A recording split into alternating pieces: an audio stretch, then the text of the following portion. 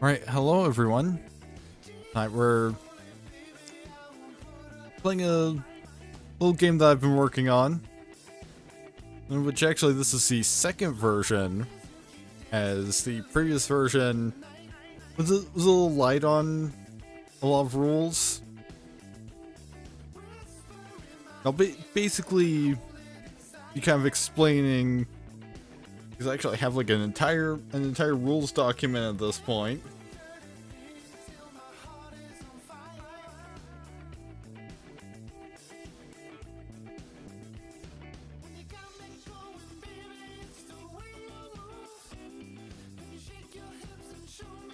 Just gonna pull that up for reference in my second monitor.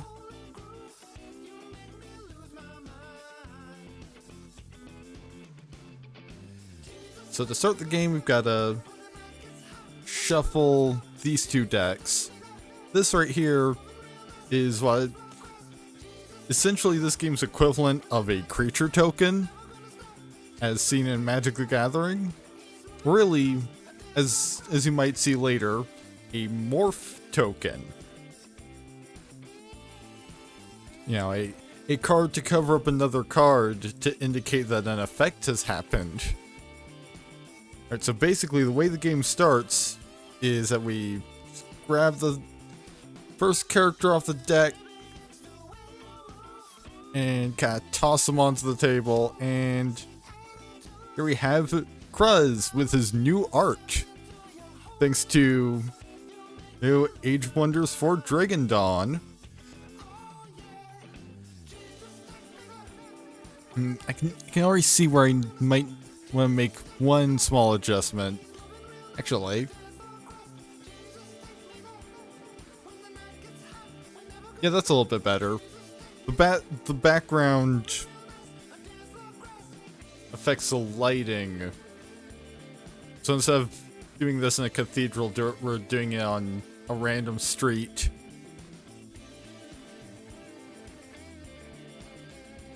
So basically, each character has two abilities. He's up to 2 types. And he's and 3 stats, those being robustness, gregariousness, and brains. Because originally it was going to just be like strength or prowess, charm, and probably either brains or craft. But I decided, you know what? I've got them in the RGB order. I might as well roll with it.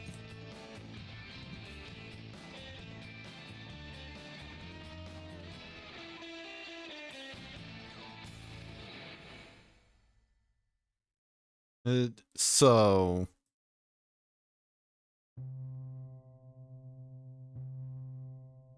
basically, the Kruz doesn't really have anything to strategically do at the moment because he's alone. So actually, he does have one thing he can strategically do, which is he can go into stealth, which, with the updated stealth rules, usually you roll with the robustness is against the brains of all characters within 3 cards. Cards being this game's basic measure of distance. Like this is 3 cards of range, this is 3 cards of range, and so on. However, since Kruz is alone, like there is nobody within 3 cards or anyone on the field in general other than Kruz, he can go into stealth immediately. So basically, the first thing that happens at the start of each round is... I will be right back.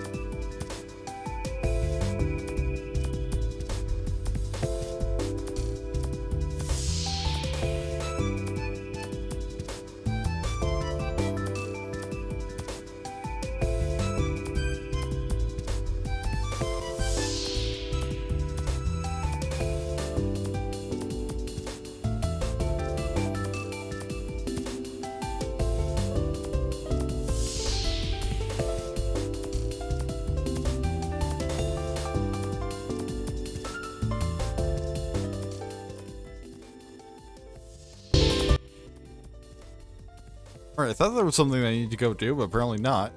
Basically, what happens at the start of each round is just as before, we sort of fling the top of the character or deck onto the field. Let's see, this time it's Dave Strider, who has actually been updated from the version and in the last year's stream of this, in that now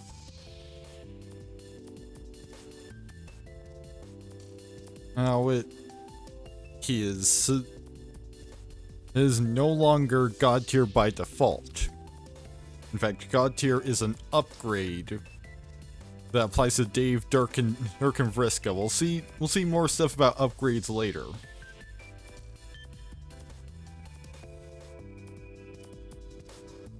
Alright, so we have Dave here. All of his stats are 2s, and his types are Steel and Cool. Oh, and when he comes into play, you roll a d6. It's not a 6, so no temporal clone.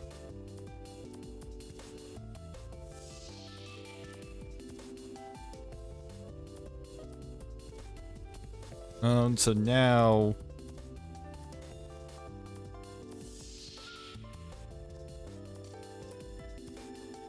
oh, you know what? Actually,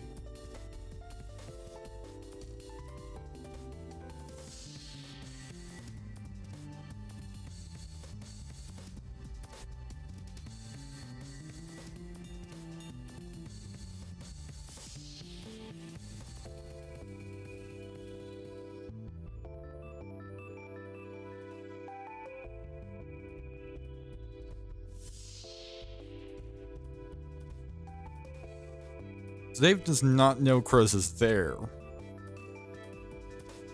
So instead, in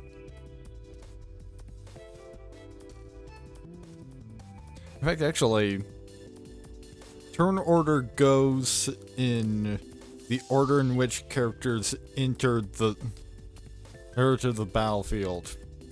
Well, does it ever? So it's actually Cruz's turn first.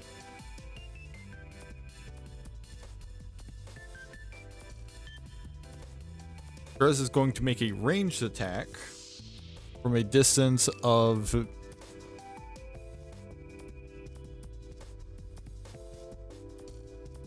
see.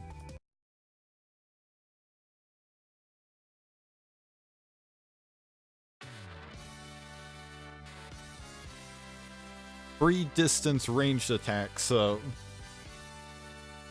that means Cruz is going to attack with Scourge.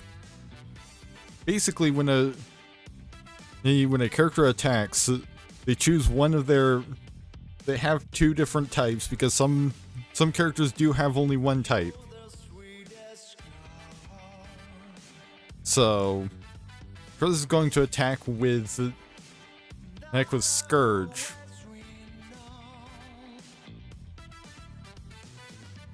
Which is basically the type of, criminals and skullduggery.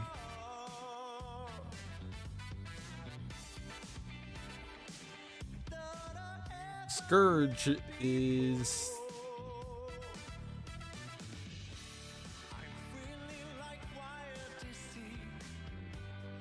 Apparently I failed to Oh, wait, no. Scourge is abstract because it's about trickery. Which means it uses the brains stat.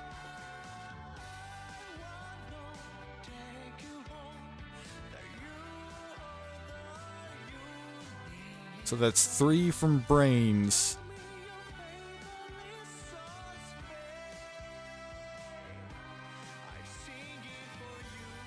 Actually, Dave is defending with steel, so the blue dice are supposed to be for defense. So now I need 3 red dice for Cress's brains. Plus 1 for being a lone combatant, and another plus 1. You know, just plus 1 for being a lone combatant.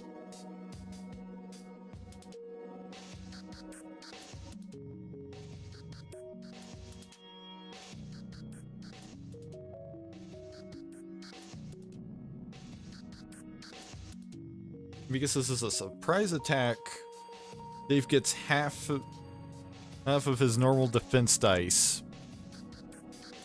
However, because he gets 3 special range modifier dice because it's an attack happening at range. Basically, if Kruz doesn't beat all 3 of these range modifier dice, the shot will just sail off and do nothing.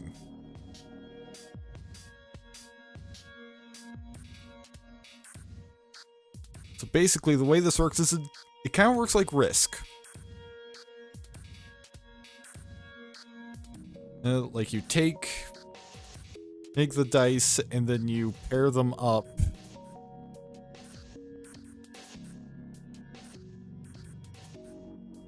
With the higher dice winning.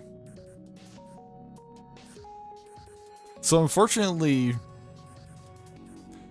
Cruz almost got a critical hit, but it landed here.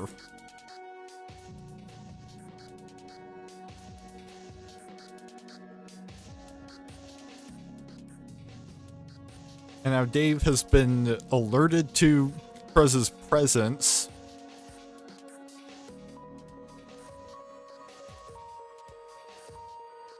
Because Cruz had to pop out where he was hiding. Needing to attack.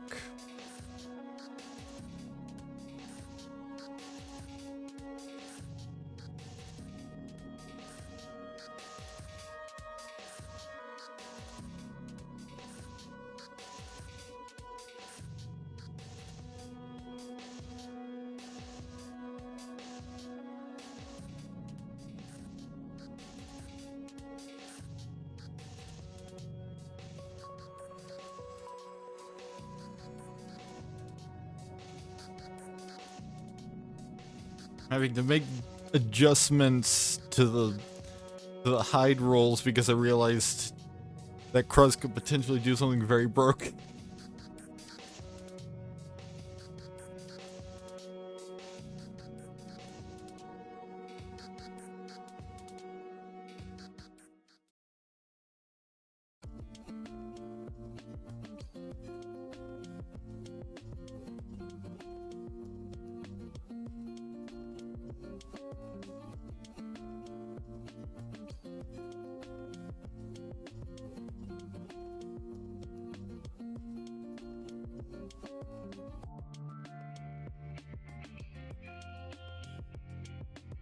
Alright, so basically, because Dave is not within 3 cards of Cruz, I've basically added in, yes, because he was attacked by Cruz directly, he gets to roll if Cruz tries to hide again.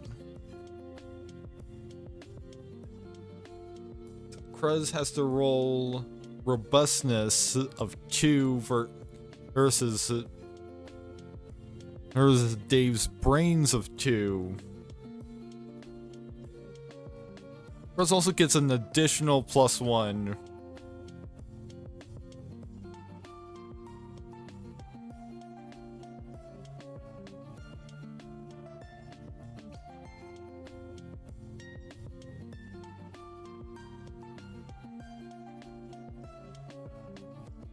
And for having greater gregariousness, well, for having greater brains than Haynes and Dave. Because, you know, this, like, teenager to young adult is squaring off against an immortal wizard king. And of course he's gonna get outwitted a little bit. So that's 4 dice. Nice for Cruz to try and go into stealth. So pretty much the only reason we even have to roll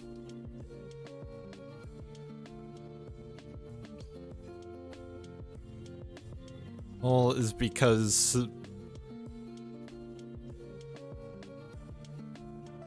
as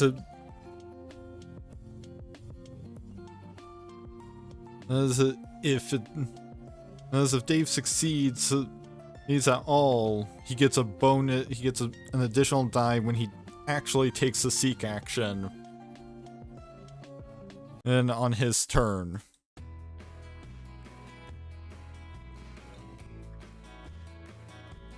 Because basically each character gets an attack and a non-attack action, or two new non-attack actions. So, similar to like first edition Pathfinder.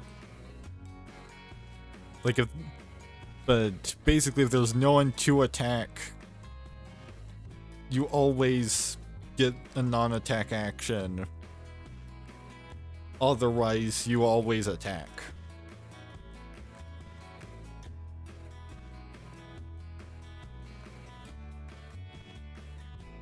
Alright, so Cruz gets 4 dice. Dave gets 2.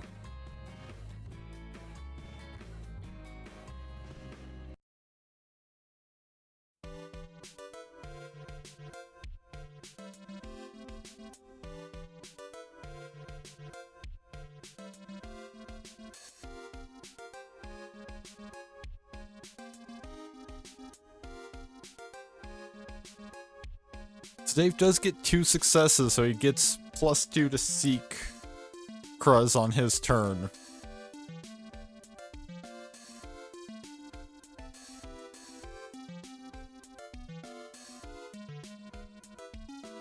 So now it's Dave's turn, so he has the first move, which is 1d6 plus robustness. So he's we don't even really need to roll for his move, particularly, because I'll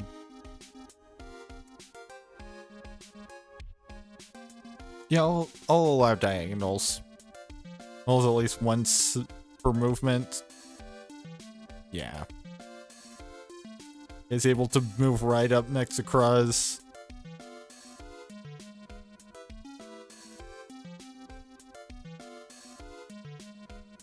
So then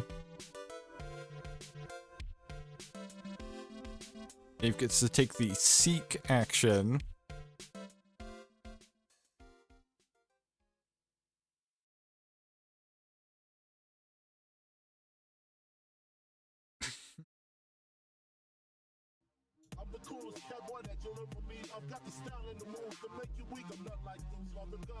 And so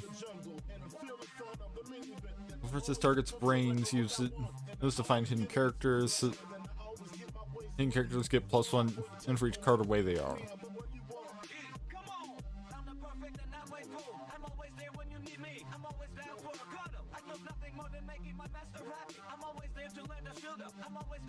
So that's 3 defense for Cruz. And know I need to give up weed. My homies and my family say it's bad for me. I know I need to give up weed. Dave gets 2 for his brains, and then another +2. I know I need to give up weed, but it's like my best friend. I know I need to give up weed, but I just can't seem to do it. I know I need to give up weed, but it's just so hard for me. Real, I'm doing one of the best rapper alive. I'm also the best at filing taxes on time. I always make sure my taxes are filed on time. I never let those down. Okay, so that's... I'm the one they can trust. When it comes to taxes, I'm the king. I always make sure I get it done. So don't be late, don't procrastinate. Make sure your taxes are filed on time, or else you will end up like me in jail. So that reveals Cruz as to Dave. Dave doesn't get to attack this turn because he's out of actions.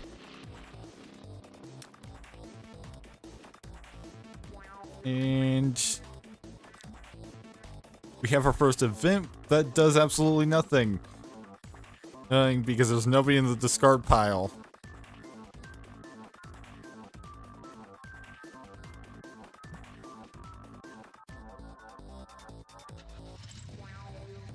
Just put the discard pile there. Because events basically act sort of like... I believe they're called phenomena in Plane Chase.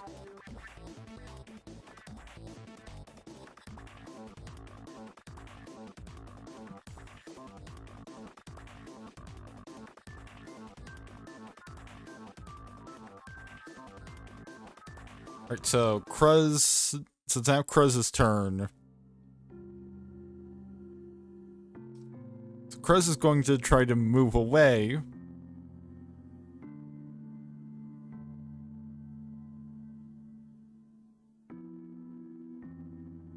That's 3 plus 2.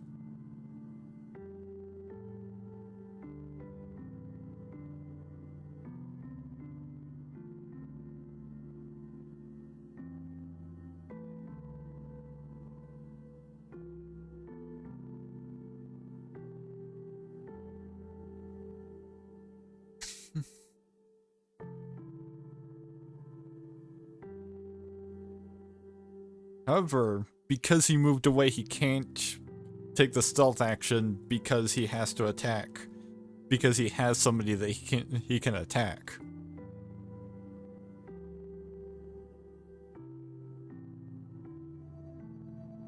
Only this time, it's worse. Because Dave is gonna get 4 dice for range, plus 2 dice for his robustness.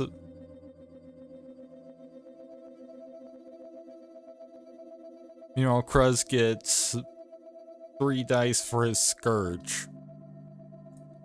More specifically, his brains. It's like there's no way he can actually hit, so...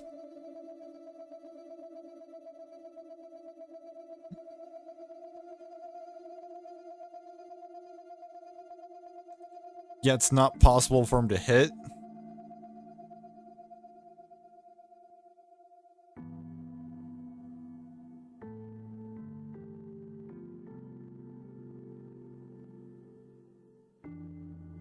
Now it's Dave's turn. Dave is going to move right up.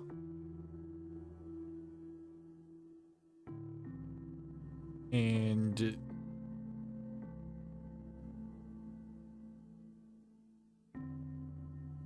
he's going to attack with his steel.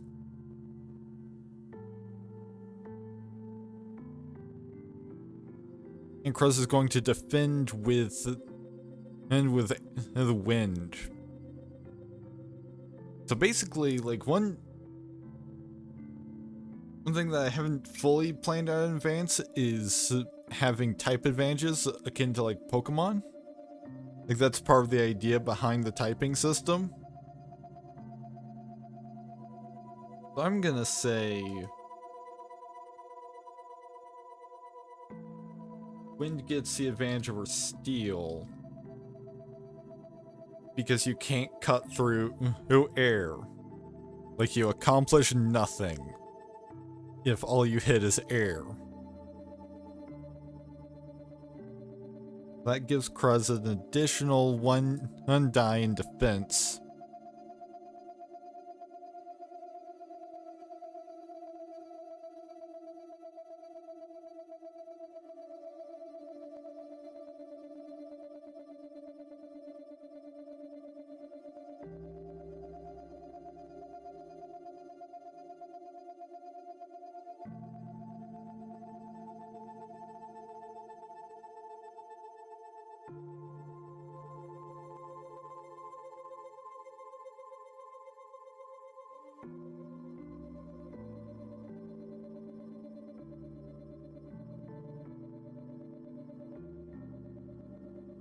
Right, so that's a whiff for Dave. Because 4 versus a 3 into 3 versus a 2.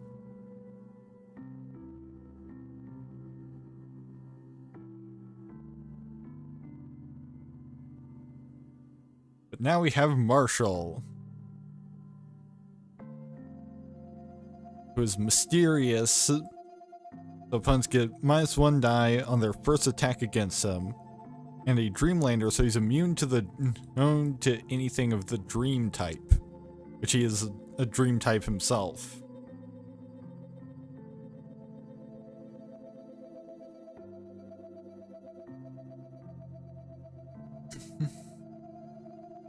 So now it's back to Kruz's turn.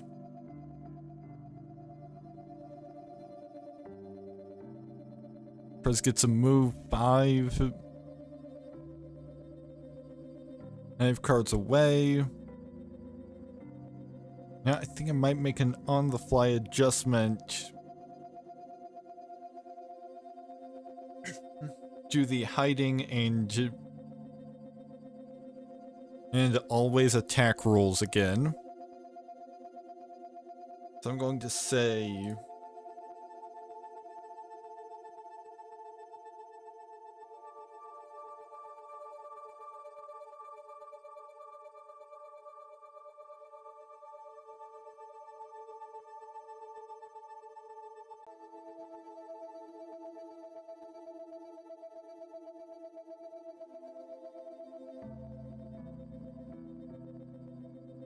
because, like, Kruz can't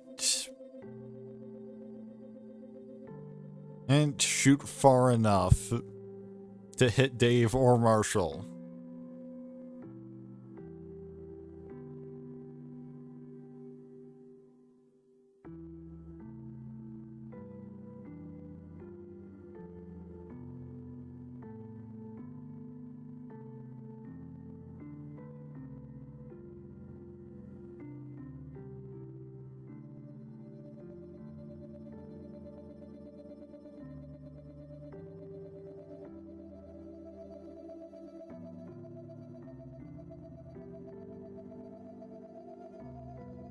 However, I'm going to add an element of being in pursuit. Basically,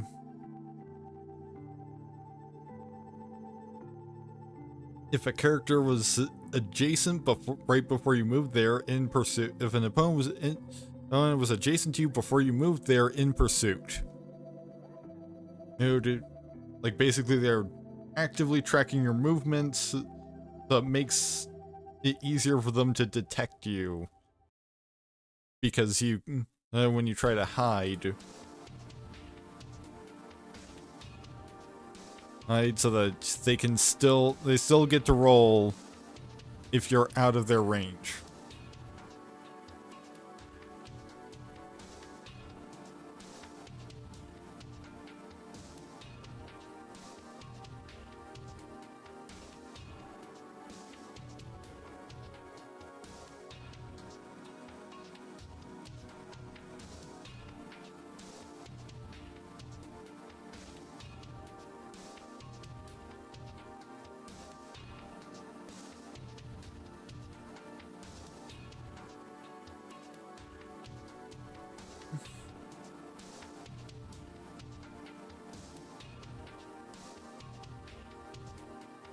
So, Cruz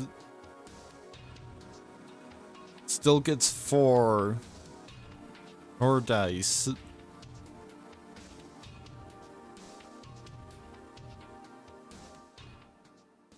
Whereas Dave only gets 2. So just as before, we're just seeing if Dave gets any extra dice to seek. And he does get 2 dice to seek with, 2 extra dice to seek with on his turn.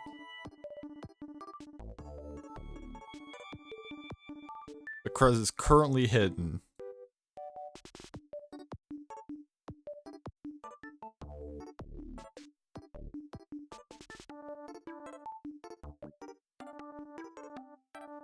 Dave moves 5 spaces, 5 cards to where he last saw Cruz.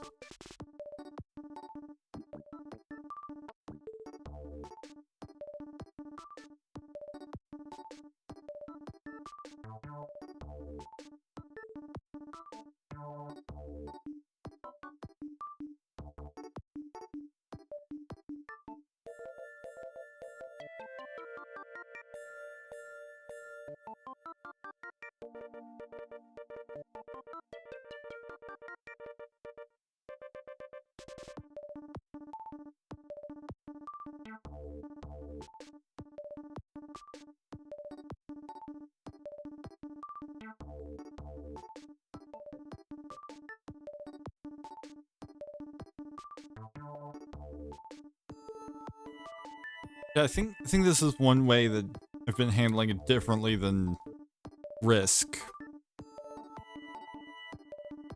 I think the rule I'm gonna go with is that basically the highest die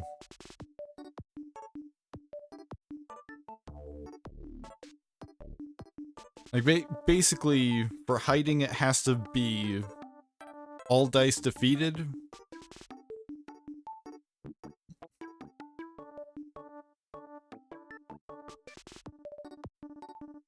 And so Cruz gets to stay hidden.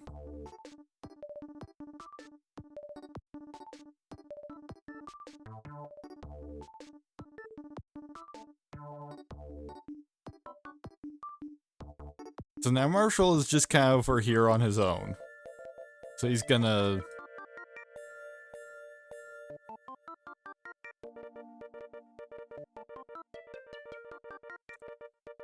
He has to take a second move to get into range to do anything. Because as far as I know, he only has melee weapons and cannon. Granted, like, given that he's kind of vaguely a cowboy, he could have a gun. Who knows?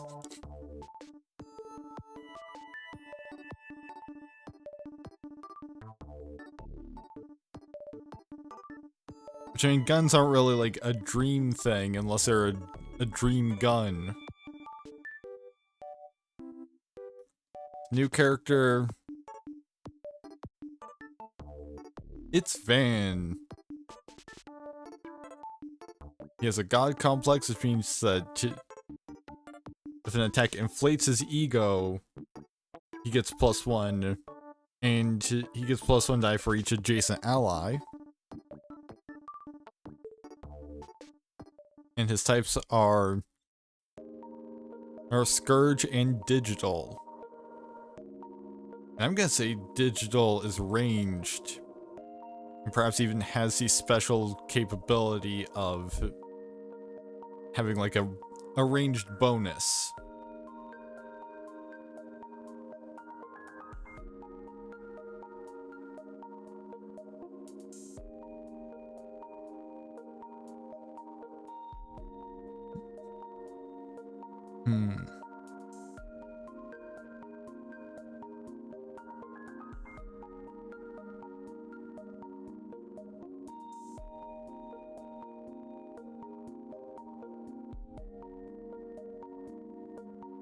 But you know what? I'm gonna say that the rule for digital attacks is going to be that if the character has a device on them that has a connection to the internet, they can take a melee hit from with digital from any range.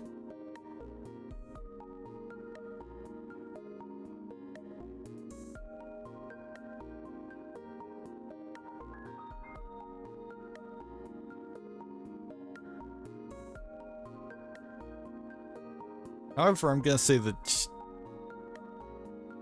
Dave does have the best advantage if he uses Cool as his defense. Because what's he gonna do with Steel? Slash his phone open?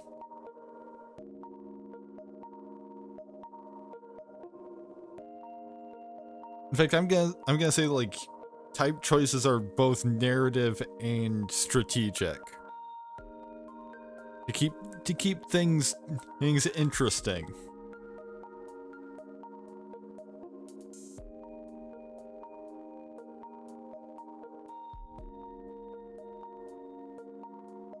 So Cool uses his gregariousness is because it's an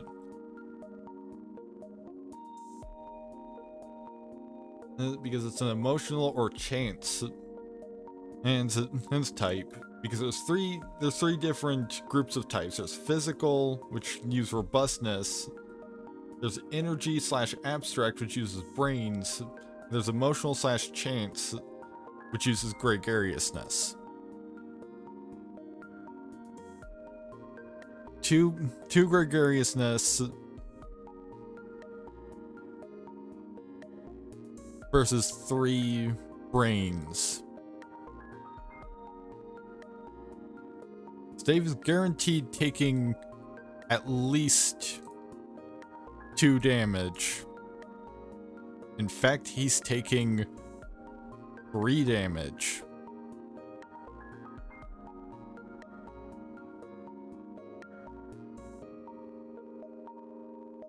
Because unlike hiding, you use all of the dice on attacks. Like the defense dice are just opportunities to block some of the damage. So Dave is taking 3 damage.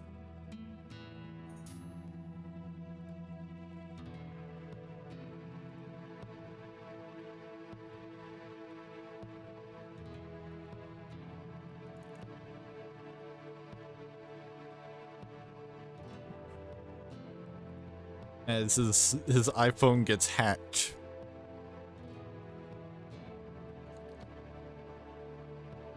So that's that round. So now we're back up to. Wait, now I did it in the wrong order. Okay, I'm just gonna say going forwards. Newest combatant gets to move first. Then they get moved back to the back of the line in subsequent rounds.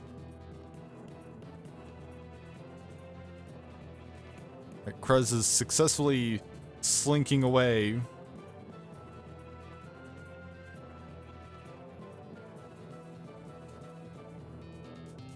Then he's gonna do a surprise attack. Poor Dave here. So Dave gets 1 undie.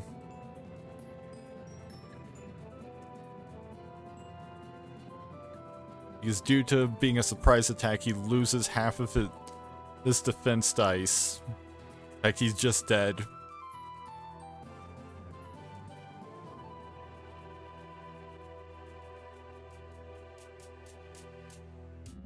That means that we draw an upgrade.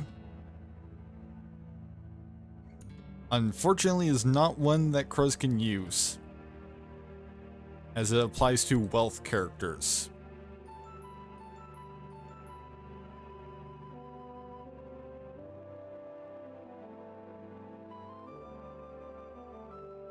So, how you handle... So basically, upgrades, you draw the top card of the upgrade deck and apply it, if possible, to the character that got a kill.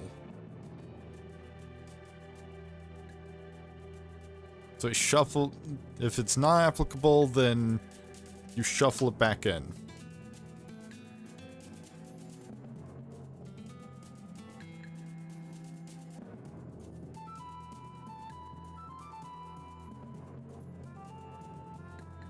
And so now Cruz has 1 kill.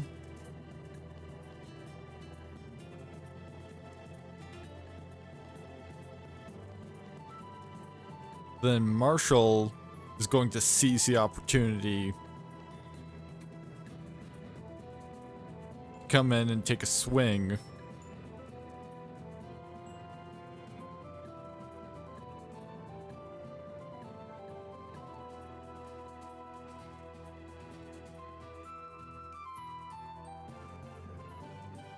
Apparently didn't put it on my list, but Dream is abstract.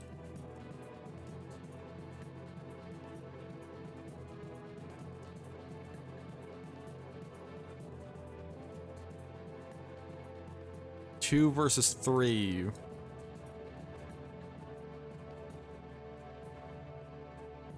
Oh, we don't need a 3rd red die.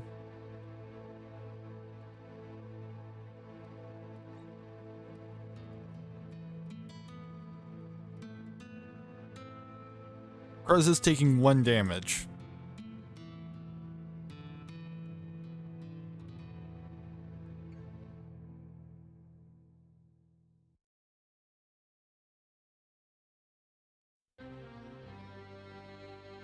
Then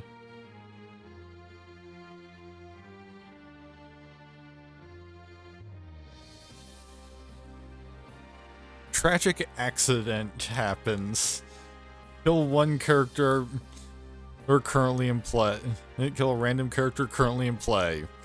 So Cruz, Marshall, Van. Van's just dead.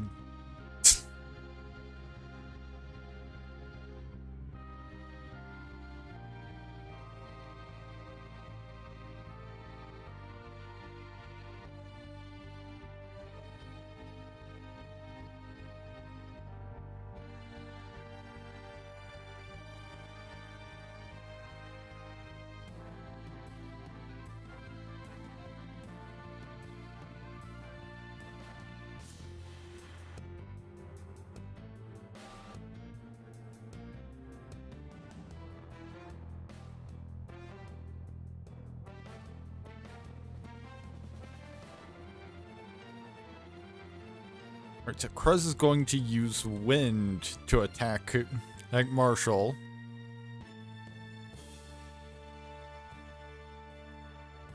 The wind uses brains. It's up against Marshall's brains.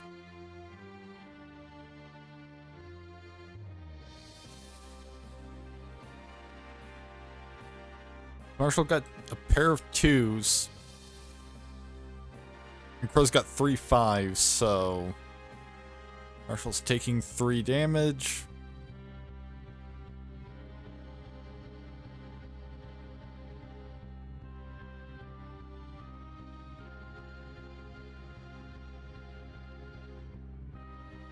And then Cruz is going to move away.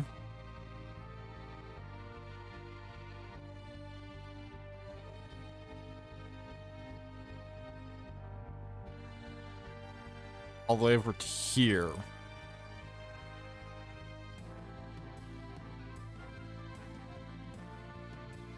Then Marshall is able to move 8 spaces of 8 cards of his own.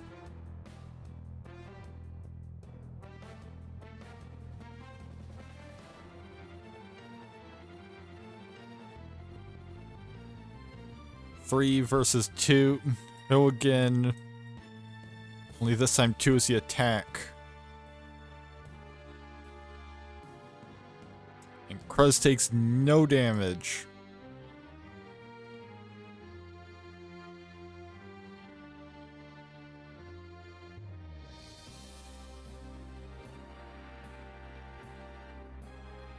So now we have Ginger Brute. has fast, so he gets +1 movement. So basically his robustness is a 3 for the purposes of movement. And it gets its +1 die when attacking if it has moved this turn. Which I forgot to put the artist credits. Let me look that up.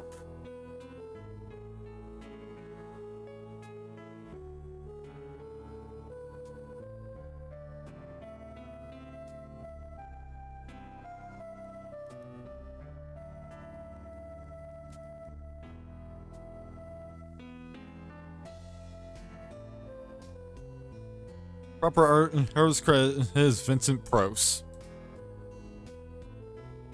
And Ginger Brute is a sweet character. And sweet is abstract.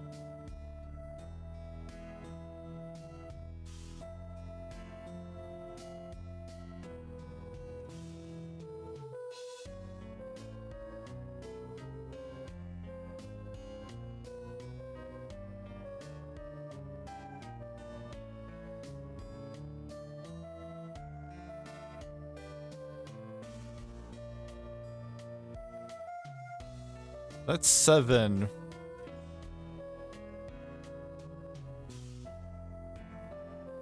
Yeah, even with 8 moves, it was on the second one, not enough to get adjacent.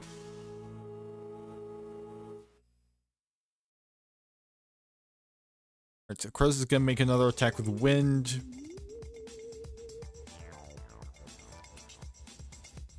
In fact, actually, that's just gonna kill Marshall outright, because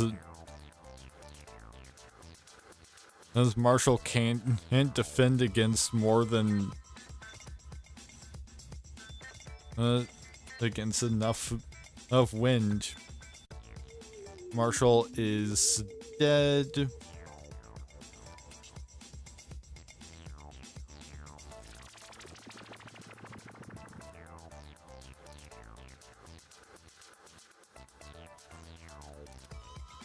And Cruz actually gets something that he can use this time.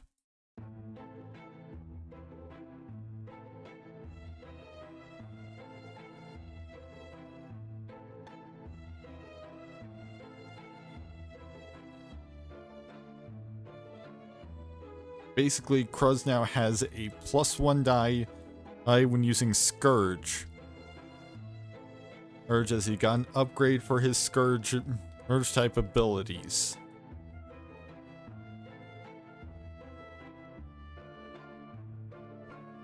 And now he's going to hide.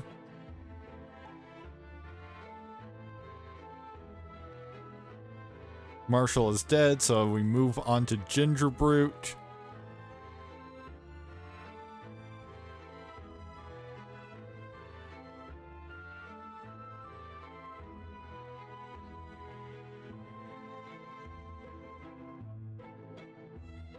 Let's see.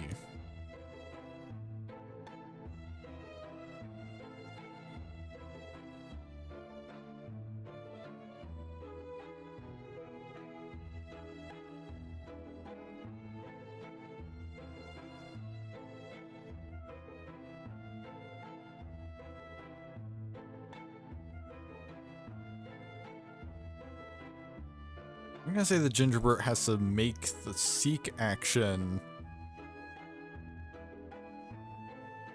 However, it's gonna be a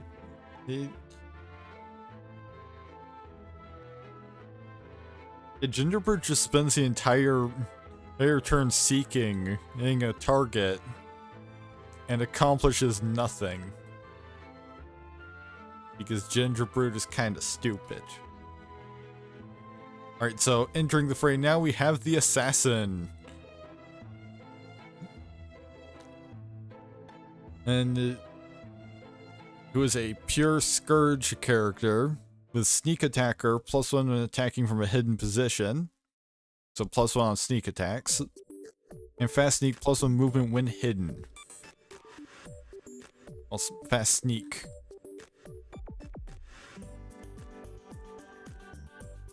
So, hides automatically.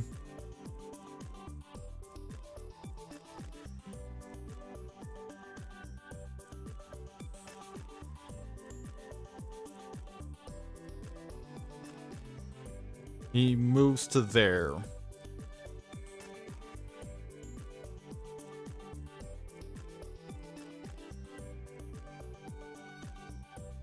Right now, Cruz is gonna try and snipe Deep Ginger Brute.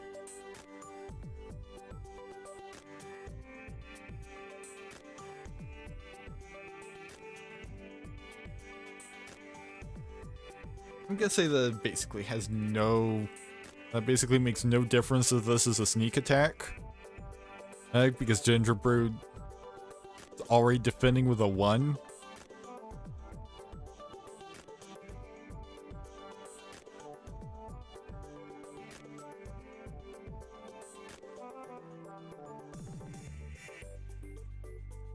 No characters are adjacent, so... Yeah, Ginger Brute's just dead.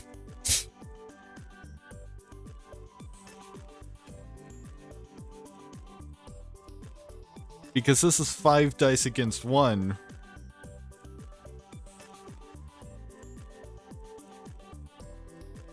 And because 3 plus 1 for it being Scourge. And +1 for a lack of adjacent enemies. Wait, actually no. Ginger Brute might survive. In fact, Ginger Brute can survive based on range. Because there's...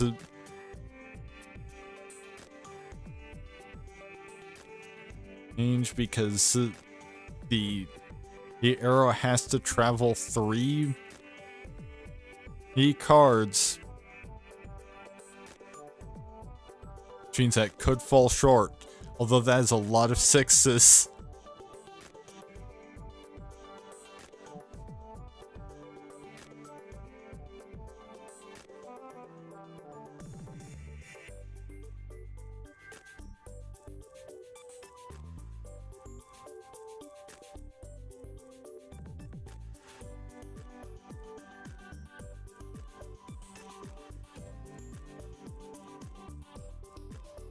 Alright, so that's... So first of all... that is going to be 1 damage. Actually, no, that's 2 damage.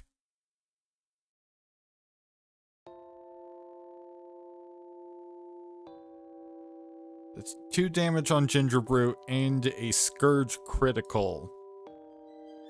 The critical effect of the Scourge type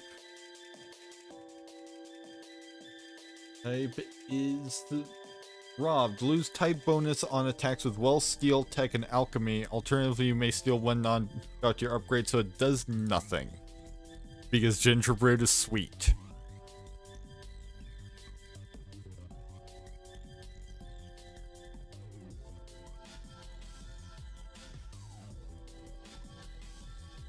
And then Cruz gets to hide again.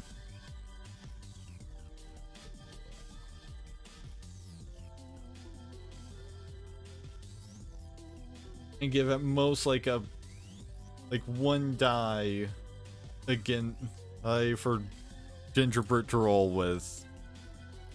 Well, actually, there's a chance that Ginger Brute could manage to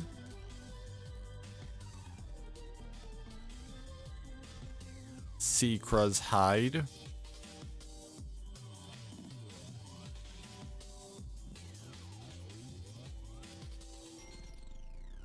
That's a 4.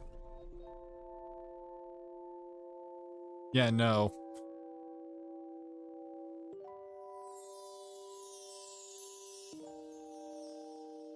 Yeah, no, Ginger Brute has no idea where this arrow just came from.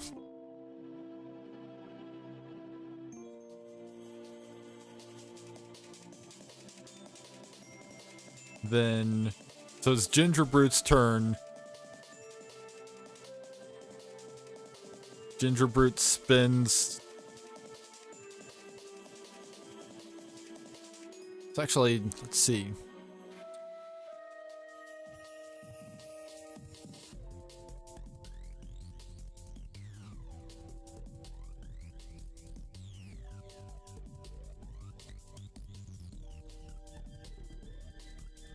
So 1 and 2, 3.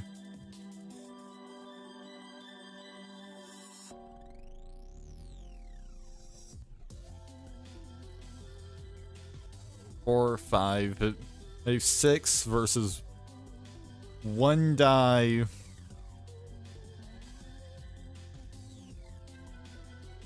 Okay, if Gingerbread rolls a 6. Yeah, no. Gingerbread rolls again.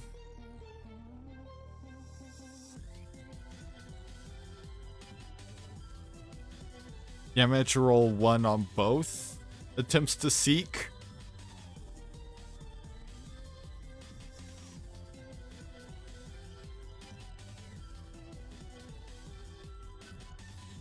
He's not even looking for the assassin. Let's see. 2 plus... yeah. Rushes over here. There, pops out for a sneak attack.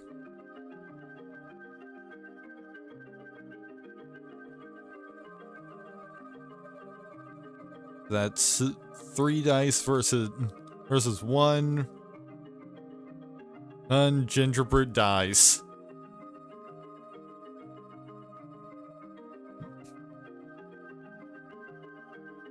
That is because he's already taken 2 damage and is guaranteed to be taking 2 more.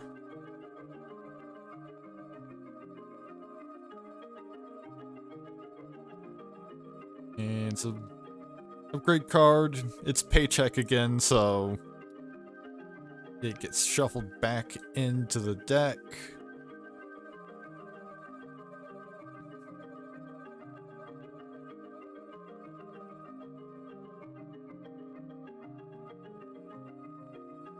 And so now we have Christina Wilkes joining the fray. Hey, she's an angler, so she gets +1 die against water enemies, and enemies are amphibious.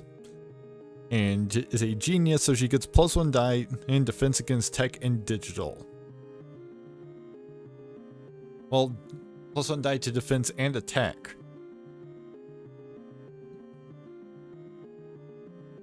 And she is pure alchemy. Which alchemy is, he also uses brains. She can immediately see an enemy. He's a 3.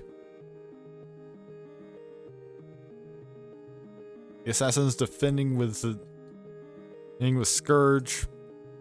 3. He +2. Versus just a straight 3.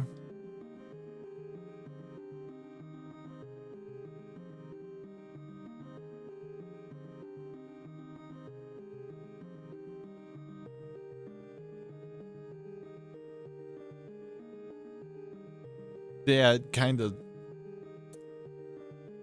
like she chucks something and it kind of shatters somewhere in this region.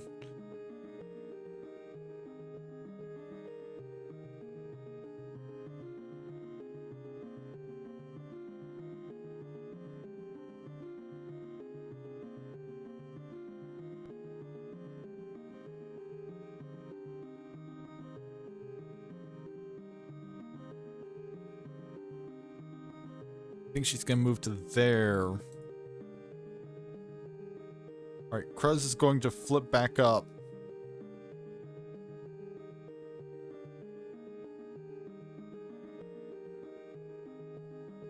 And fire off an arrow at the assassin.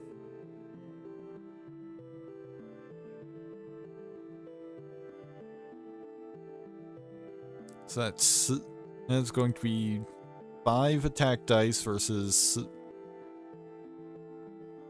6 defense dice. Ace essentially.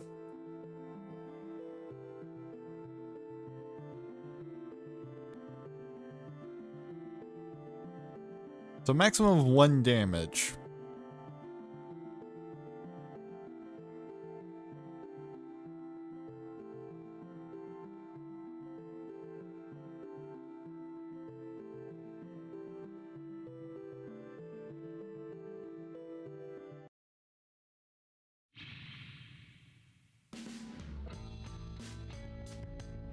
Like not even 1 damage because I'm pretty sure because like yeah, two 5s into it was a 4 and a 6 on the range dice.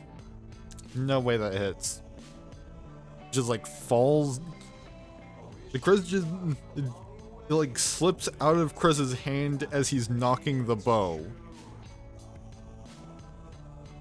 Oh, that's how bad he fumbled that.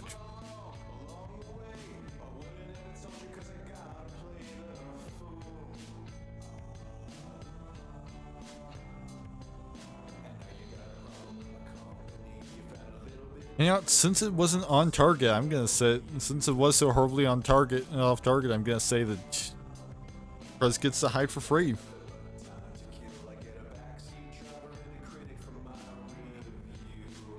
But instead, the assassin is going to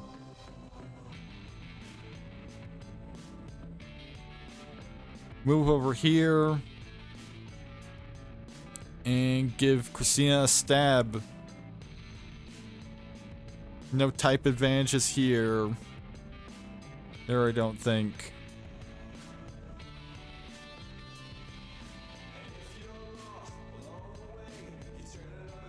However, Christina does have the advantage because she's smarter.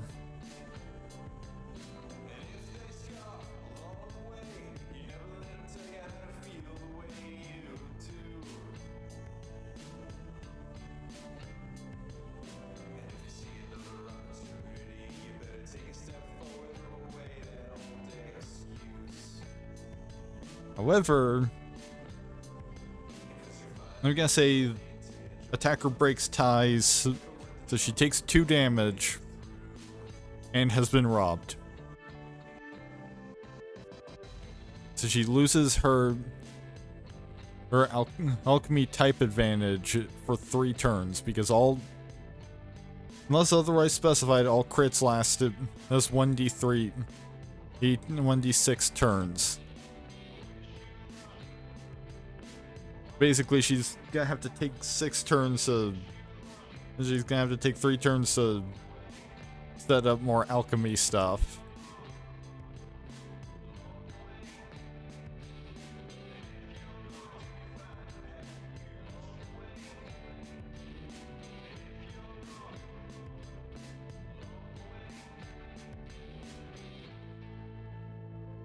I'm gonna say the characters can move part way if it's strategically better for their ranged attacks. Like, for instance.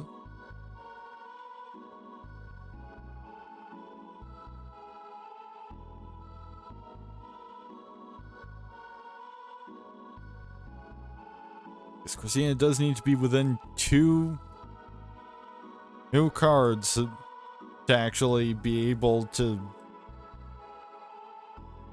even hit anyone.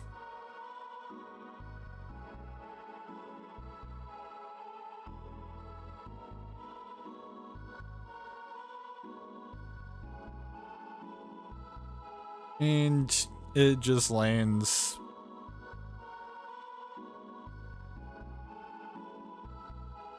unceremoniously right here.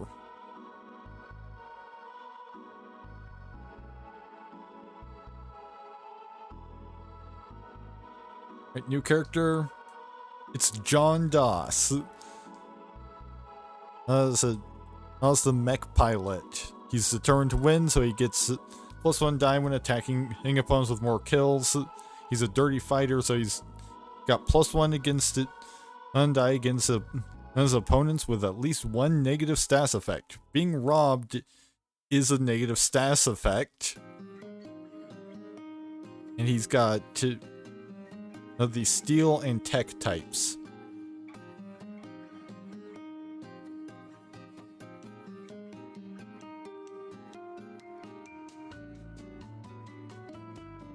He moves over here.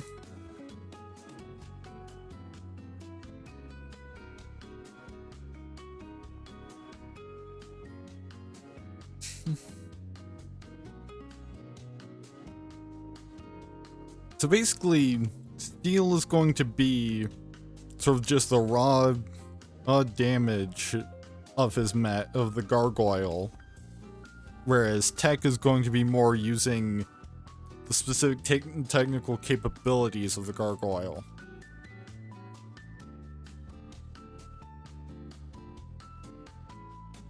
However, I think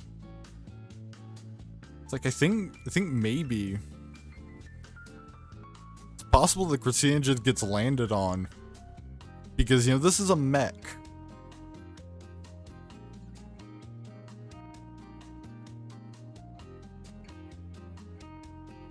That's 3.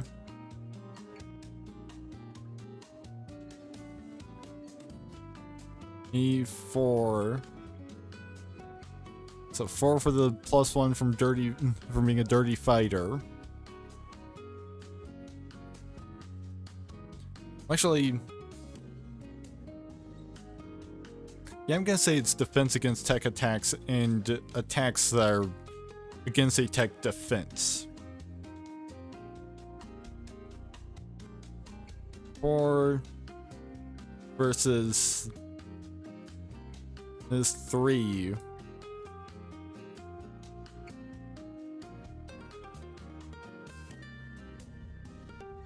That's at least 1/6, so yeah, she's dead.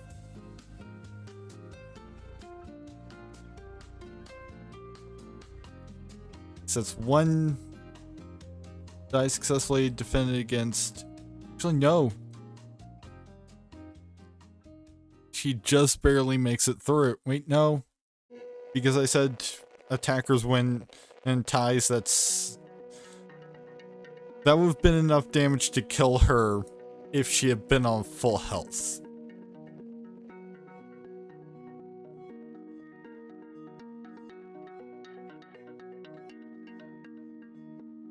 And it was a crit.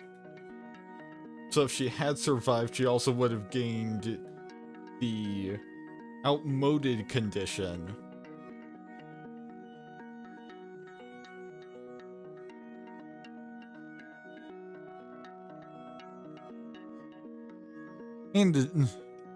And John Doss gets an upgrade to steel.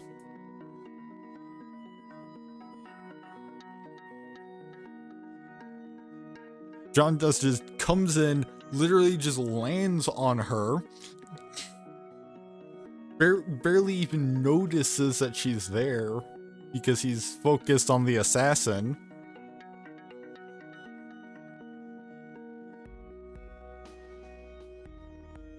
And she's dead. So that was the top of the round. So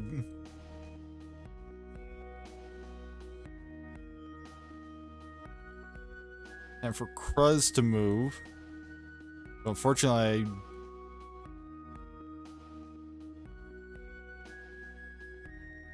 I managed to grab the wrong card, and now it's. I hate how finicky Tabletop Simulator can be sometimes when you're just trying to move basic stuff.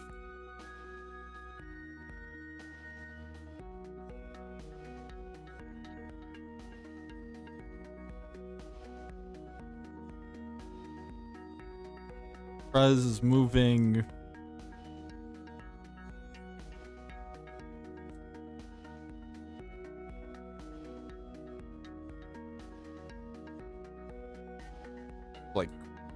right here.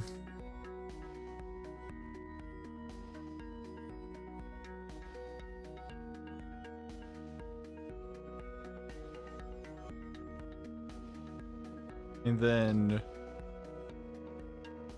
it's going to unhide as part of his attack. It's a +1.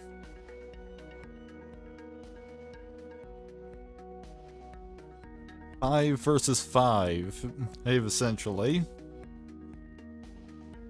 Well, 5 versus 4. So he's probably gonna get at least 1 damage in.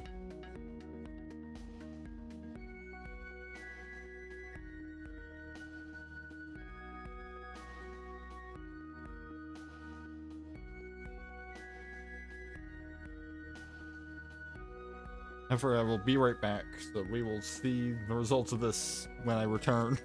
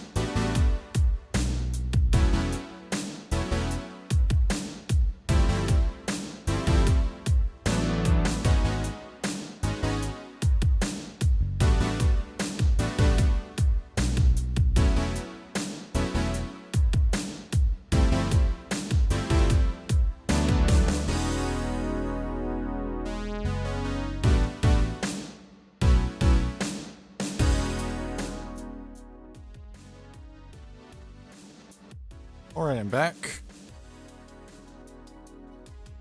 We've got Crows with a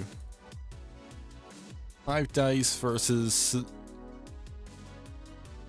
the Assassin with... We got range penalty, but...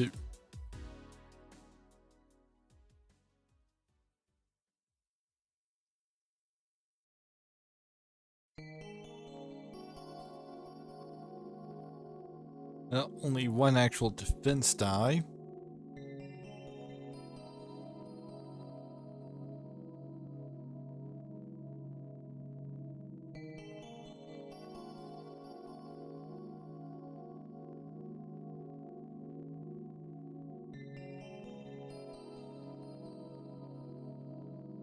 That's 1 damage.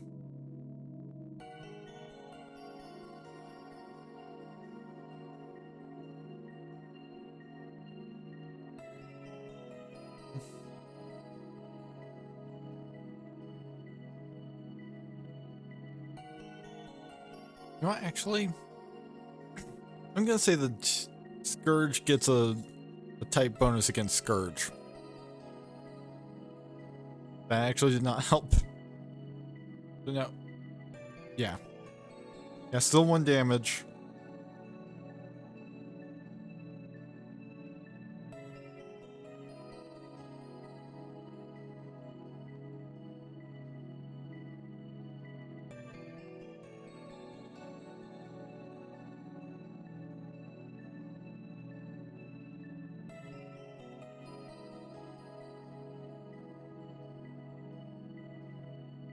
So we've got so far with type bonuses we've got wind resisting steel and scourge resisting scourge, because criminals know how other criminals think.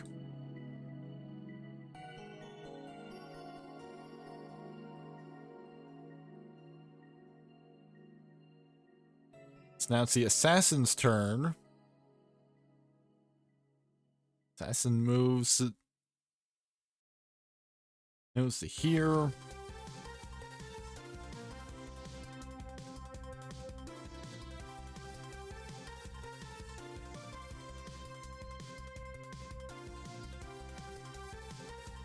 Okay, I did remember to add in lone combatant.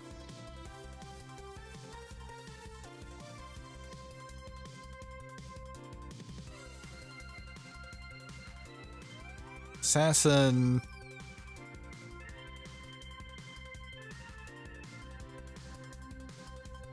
It's 2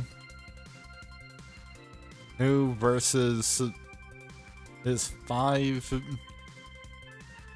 It's 2 attack versus 5 defense. So unlikely to hit, but could still manage something.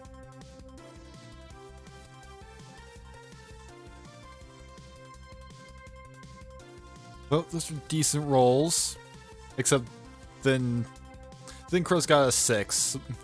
6 and 2 5s on the defense, so it accomplishes nothing.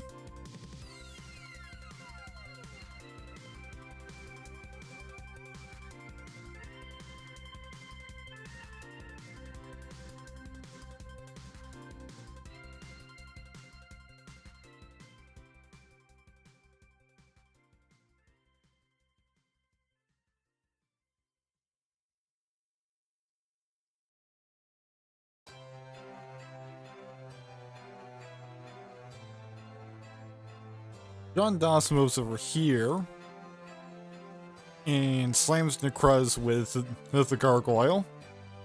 That's +1 for determined to win. +1, then so +1 die.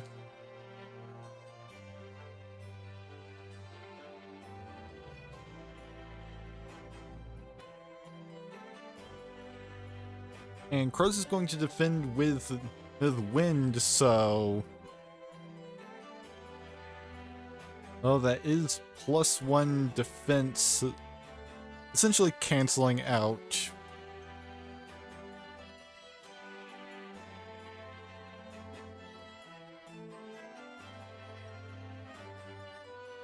The +1 from determined to win.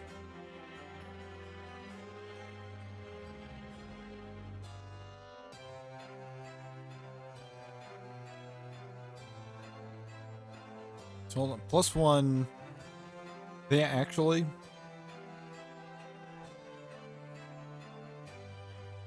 Because he's got the bonus to Scourge, not to Wind.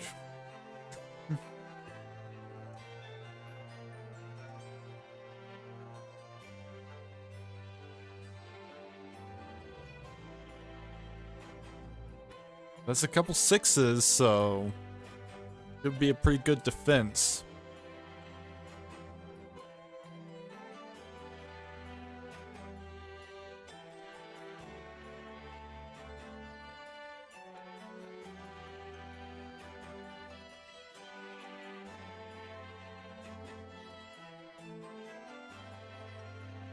Okay, so that's 2 damage.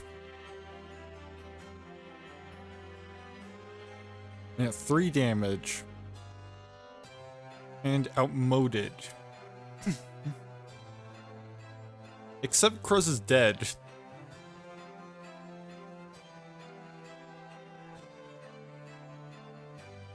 Because that's 3 damage.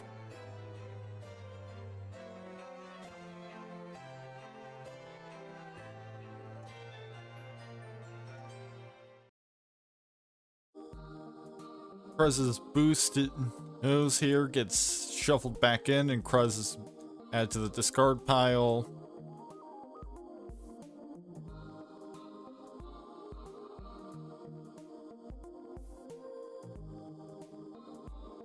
Alright, that's another weapon cache. So John Doss is just becoming more overpowered.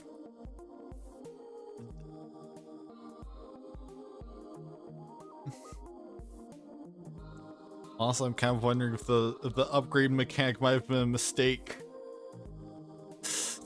Because now John Doss is gonna be swinging with 5. 5 just base.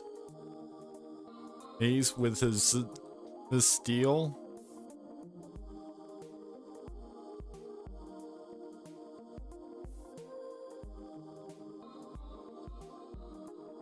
But you know, it's a new round, so Philip is here.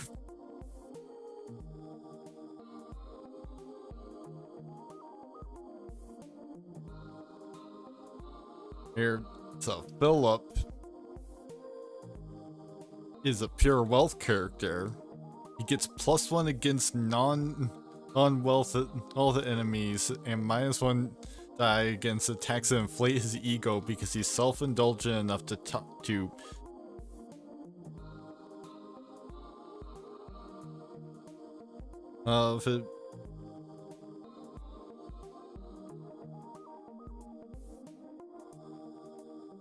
actually we've got commands. Let's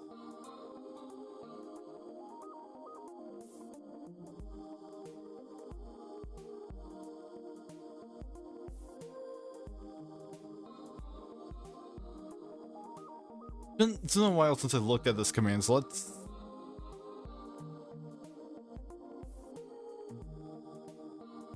get some exclamation point toll selfs in the chat for Philip.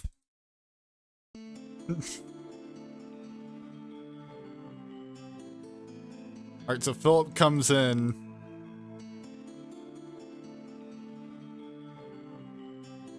I'm gonna say that I'm gonna say that Scourge is actually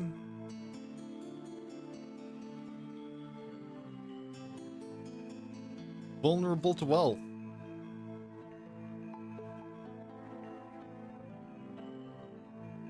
But wealth is also vulnerable to Scourge. So it kind of goes both ways. Wealth is brains because it's about using your money wisely.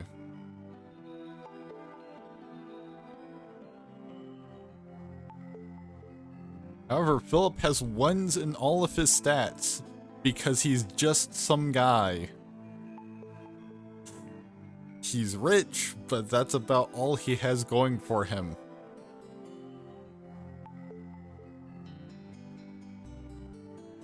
So that's 2 dice plus 1. No, vulnerability is -1 defense.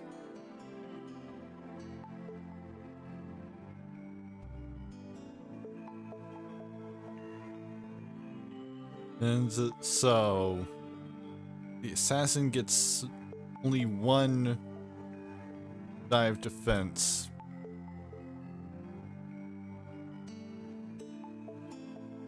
So the assassin takes 1 damage.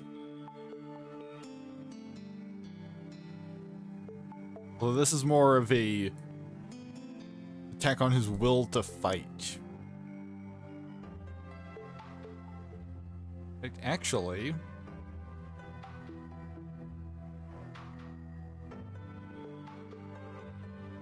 I'm even gonna allow this to be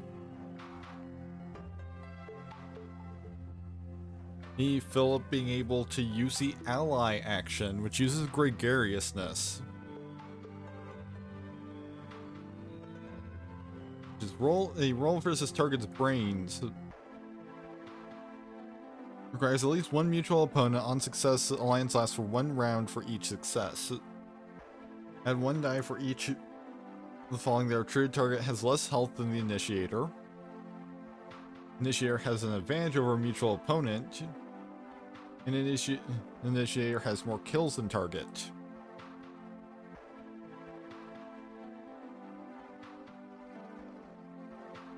Is there is an argument for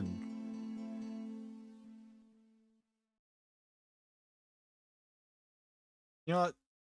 Yeah. Tech is vulnerable to wealth. Because if you have wealth, then you can just buy the priciest, you can just buy... You know what? Actually, no. Because tech is one thing about knowing how to use the technology, as opposed to just its raw quality. And tech is often exclusive. Not just something that's on the market. So Philip gets 2 dice to try and convince the assassin to join his side temporarily.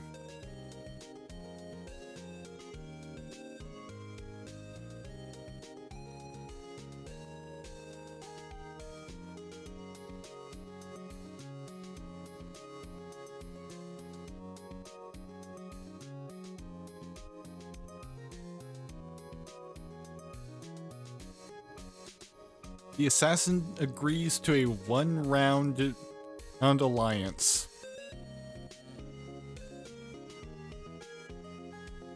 And that's what these pawns are for, is representing alliances.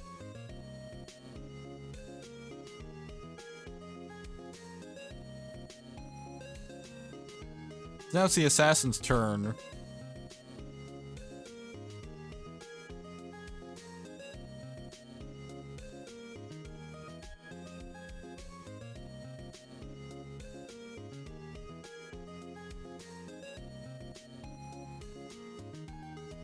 I'm gonna say that tech resists Scourge. However, John Doss is actually better off using Steel. Because he's got so much Steel to use. So the assassin...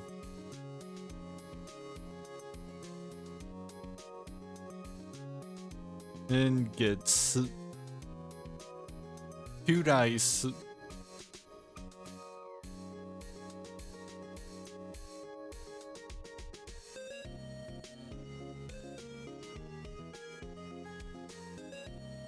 Versus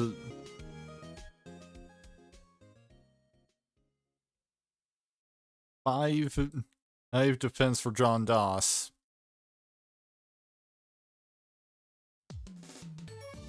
the attack he does land one lucky hit.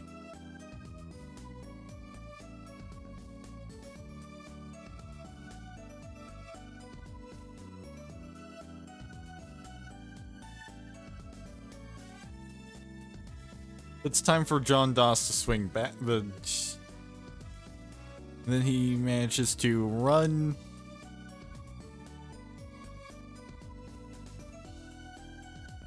Seven away.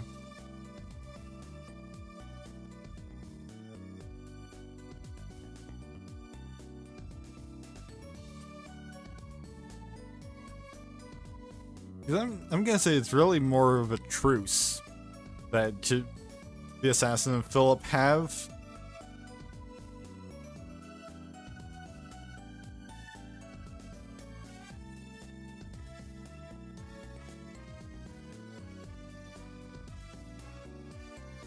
And so John Doss moves 2 cards over.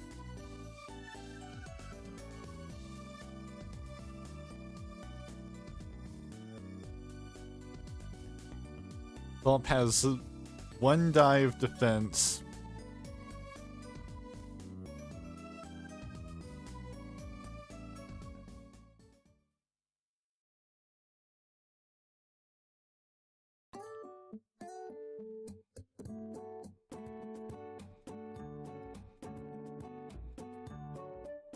And so that's...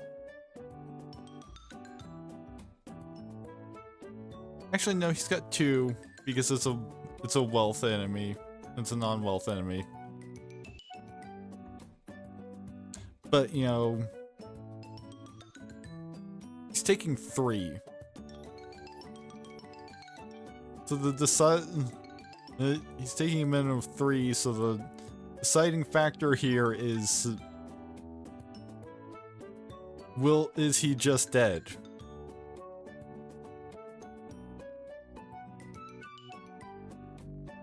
And the answer is a resounding yes. Bye, Philip. You lasted exactly 1 turn.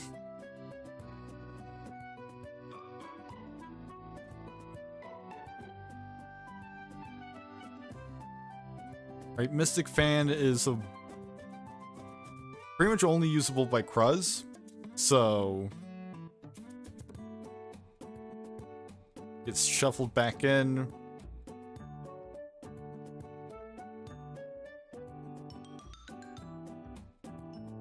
And off-screen deaths.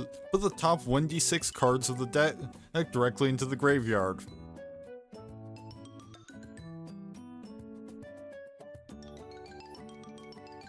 So, Vriska, Game Bro, Clown. Oh, and the zombie apocalypse isn't happening. That's a shame. Because that means that we're probably not going to see any of these characters.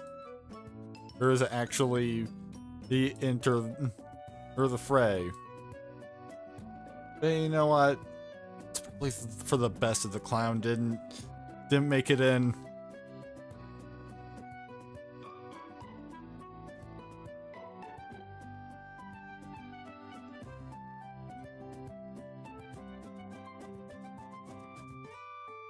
Alright, so now it's John Doss's turn.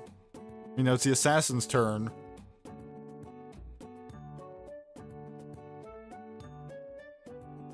So the assassin is going to hide.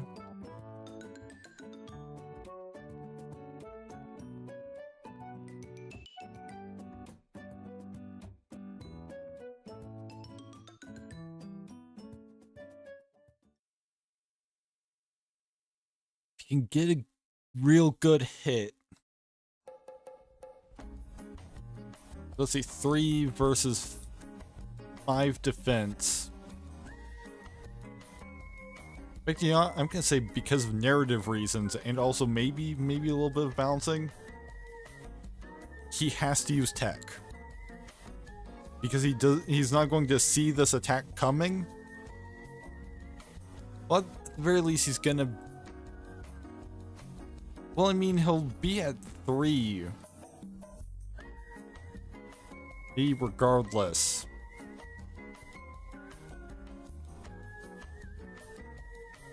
Hey, no war on China.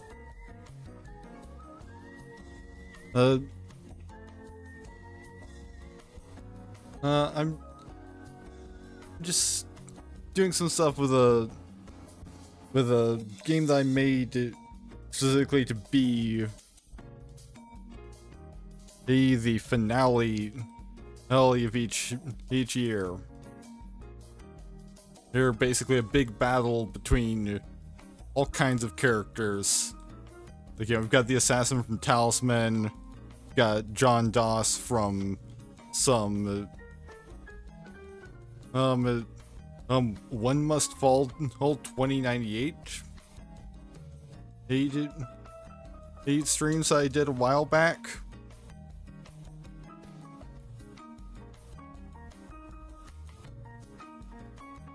Right now we're trying to figure out if the assassin can kill John Doss right now.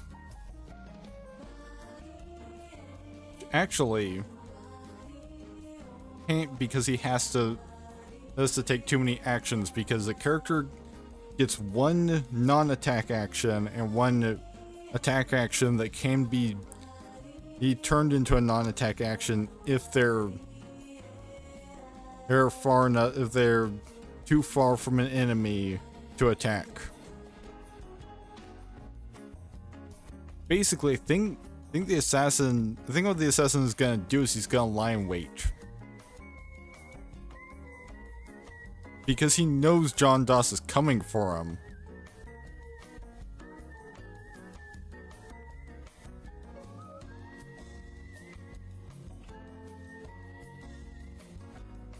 But actually, you know what? I've been kind of making some of the rules on the fly.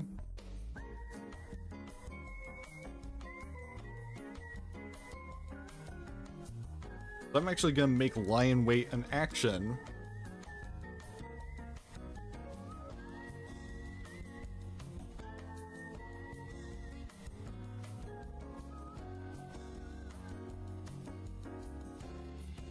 Requires you to be hidden and for there to be no adjacent enemies.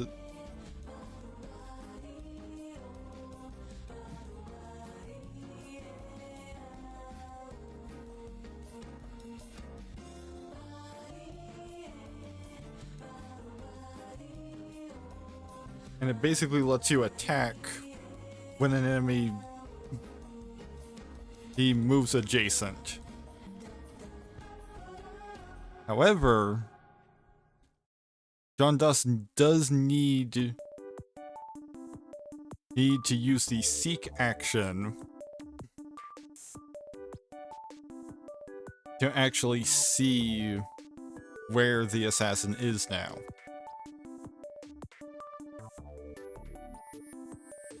Seek is against brains.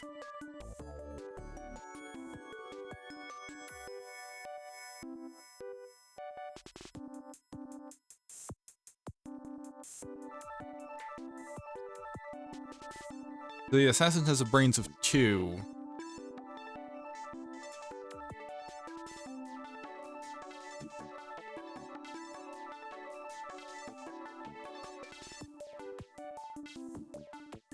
And then John Doss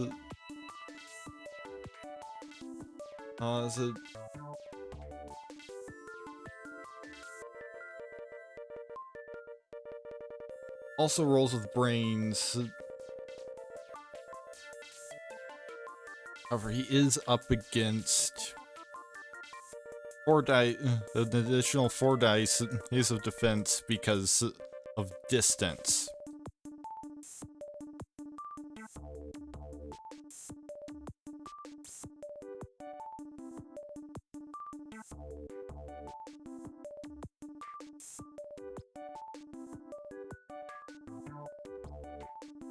However, he does spot the The assassin. There is no way of knowing that the assassin is lying and waiting for him to come over.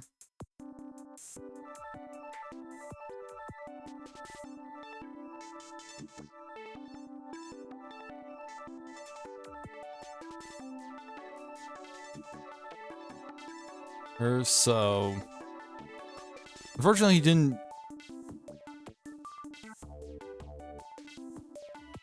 roll high enough to actually get adjacent.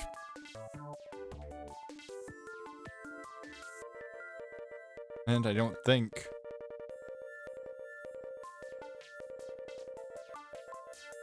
So start with the new round. Senator Armstrong enters the fray.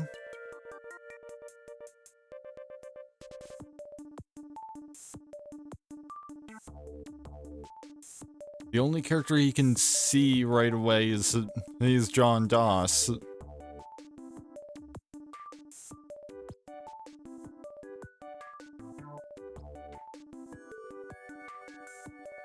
he rolls at least a 4, he can get in range.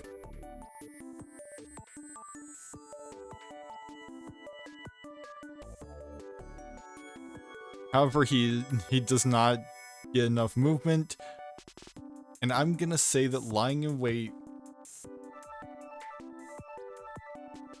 Actually... Lying in wait is going to be a brains versus your total brains roll to see if you attack somebody that's not your intended target. Just because they moved adjacent. So...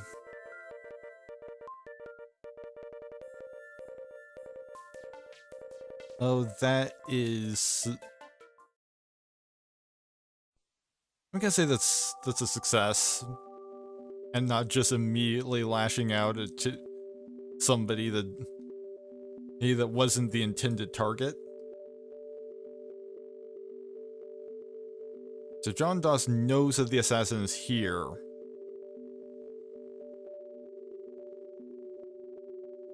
So he's gonna move... Keep not picking up all of the cards in the stack. So he's gonna move over here. But then that's going to prompt the assassin and to make his attack.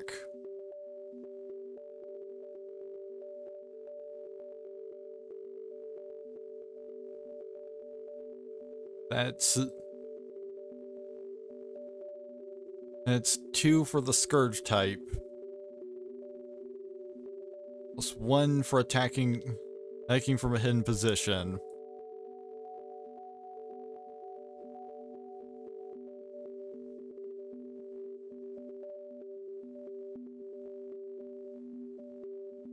John Doss gets 1 die of defense. And it's against us. That's using tech.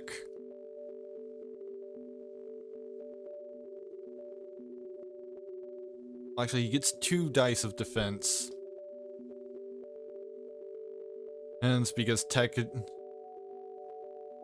good against Scourge. However, he takes all the damage and dies instantly before he actually gets a hit off.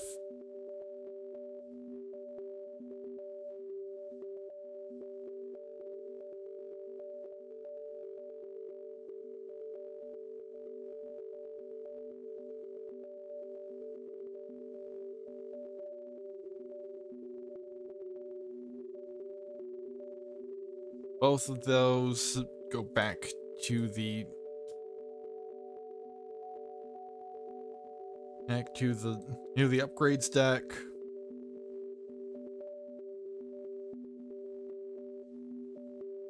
And that's a digital upgrade. So can't apply to a Scourge type character, so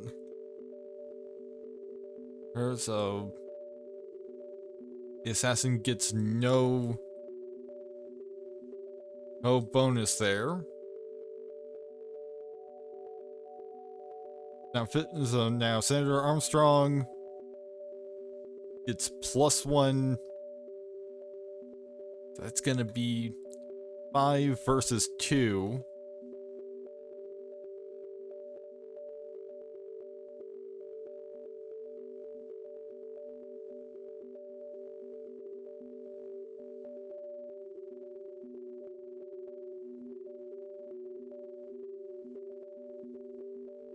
Yeah, that almost certainly... Actually, no. 4 versus 2.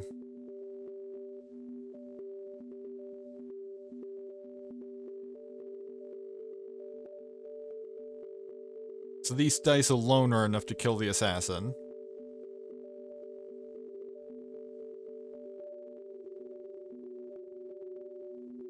The assassin is dead. Senator Armstrong has 1 kill now. But extra sugar only applies to sweet characters, so he gets no upgrade for it.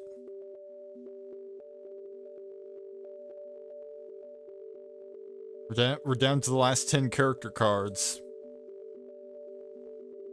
Or the queens are at roughly the halfway point.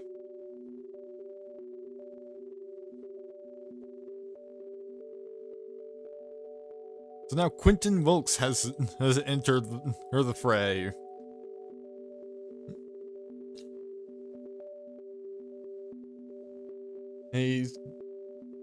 So he's all the way over here.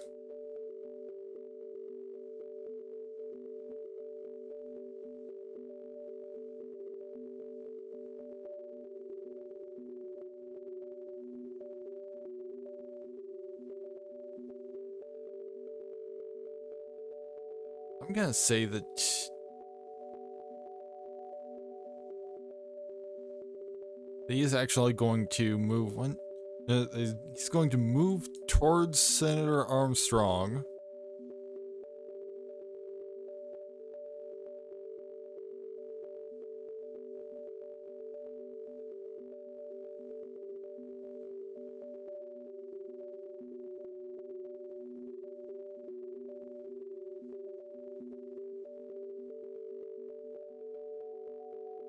And he is going to have to put himself at risk because I'm gonna say that attempting to form an alliance requires you to be within 8 cards of range unless you have an ability that gives you a boost that gives you the ability to communicate at farther distances. Senator Armstrong is actually gonna walk over here, and not knowing that he's attempting to parlay, he's just gonna punch him. So that's gonna be 3.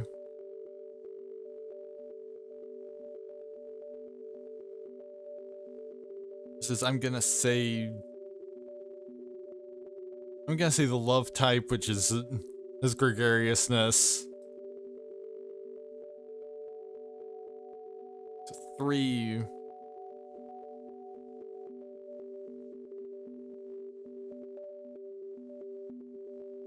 Versus 2. So 3 attack versus 2 defense.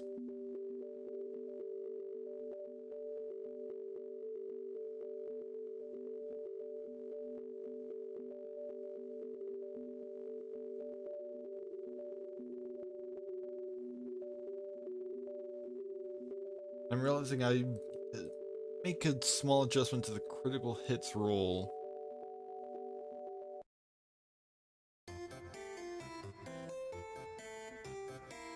The 6 has to be unopposed. Basically,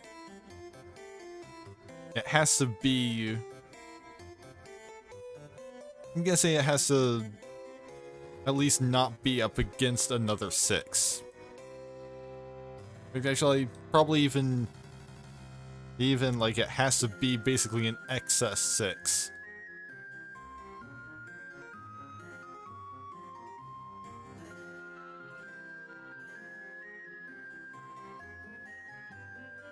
It's like, for instance, if this had been less than a 6, then this would have been unopposed.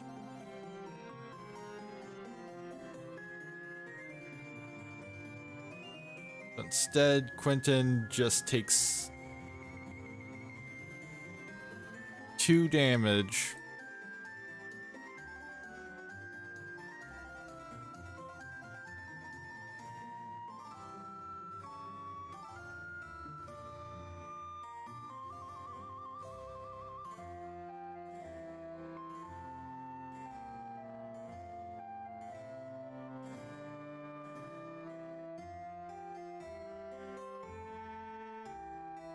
I'm gonna say that the reverse of the conditions of target has less health than the initiator, and initiator has an advantage over a mutual opponent. Like, actually, he can't even try to form an alliance because they don't have a mutual opponent right now.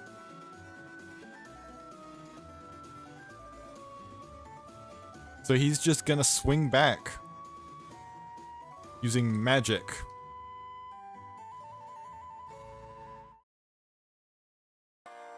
So that's 2 versus...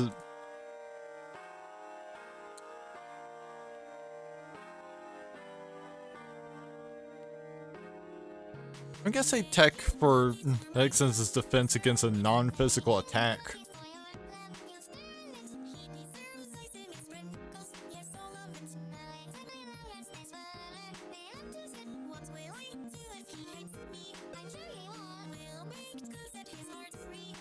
So that's 2 damage on Armstrong.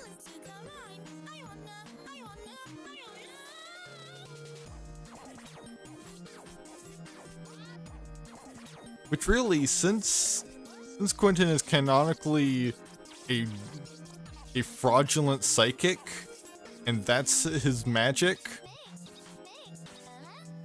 it's more that Armstrong believes that he has been hurt. Or because Quentin is just that convincing.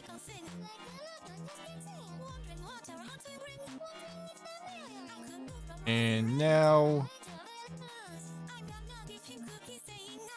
Waldo has entered. Or the champion of the bozos. Those is here.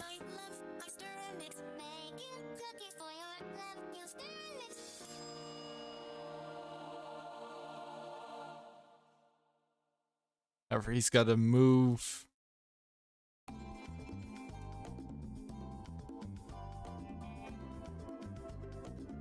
quite a ways.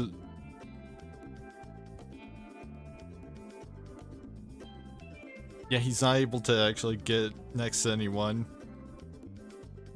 So we're back to Armstrong.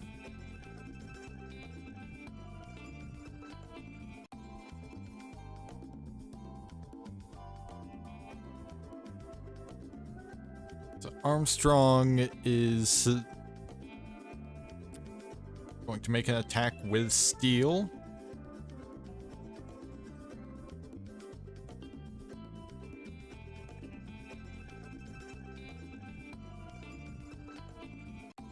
Well, so that's just 3 dice versus...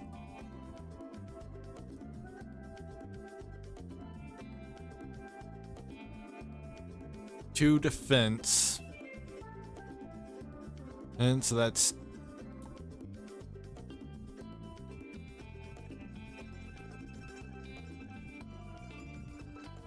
that's 1 unopposed die and one die that wins. And it's tie. So that's Quentin out.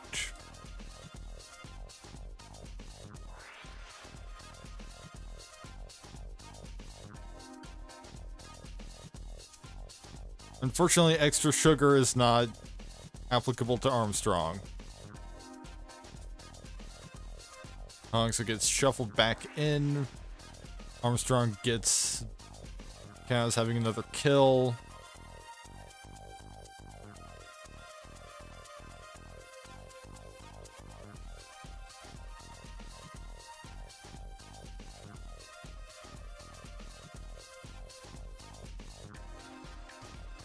And then it's Waldo's turn. Waldo moves right up.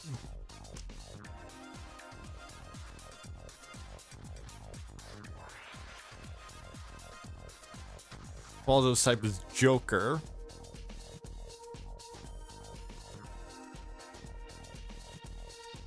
So 1, 2, because he's attacking.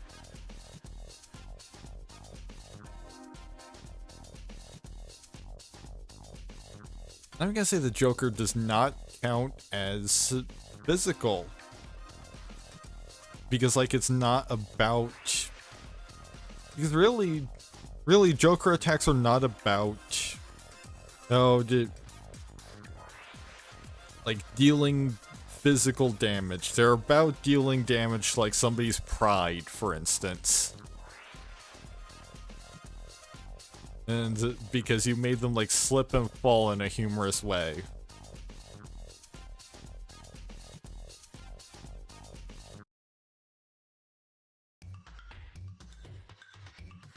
I'm gonna say that has to be defended against with tech.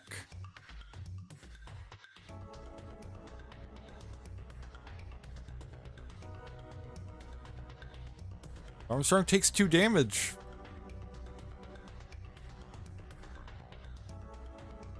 And so that eliminates Armstrong.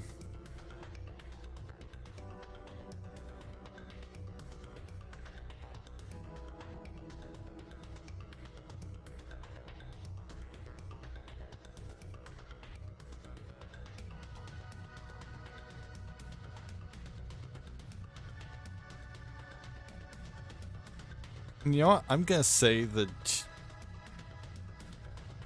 since Joker,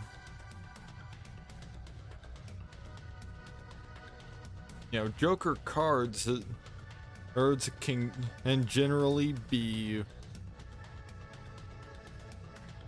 often, Jokers are wild. So Joker counts as all types for the purposes of upgrades.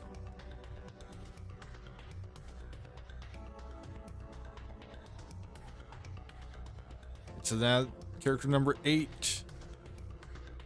It's John Mole, attorney at law. Oh, from The Sims 2.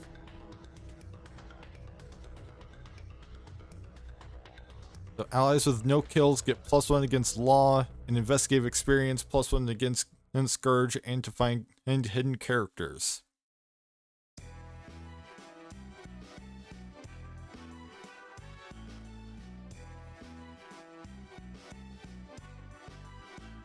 So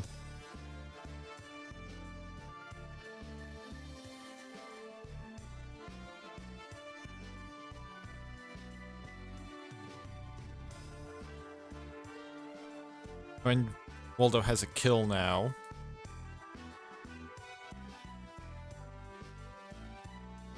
John Mole moves over here and attacks with law. Because he's a pure law type.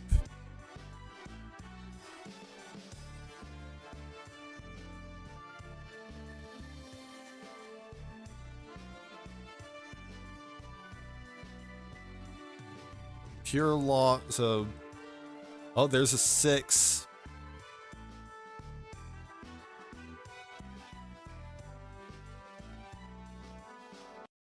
And it's an unopposed 6.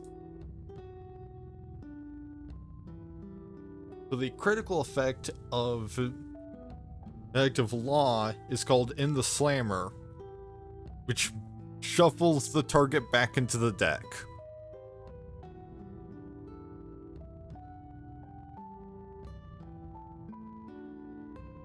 The Waldo is shuffled back into the character deck, rather than taking damage.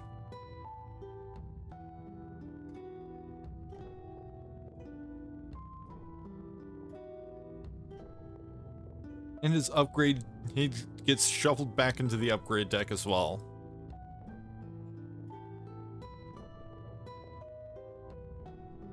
Now,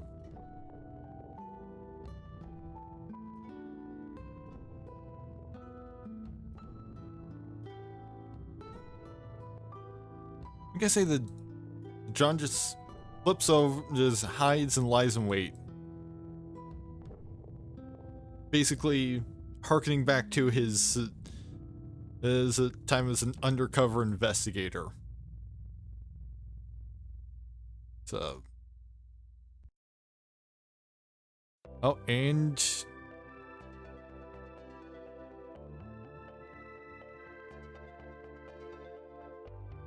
he has no specific target because he has no enemies on the field until Dirk Strider shows up. So because Dirk Strider came into play, we have to roll for his Splinters ability. It's a 3, so no Splinters of Dirk.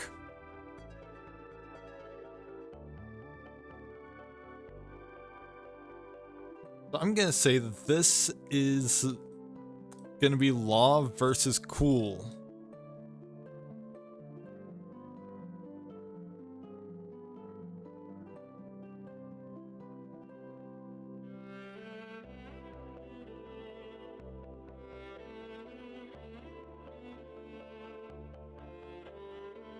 Dirk does have only one gregariousness.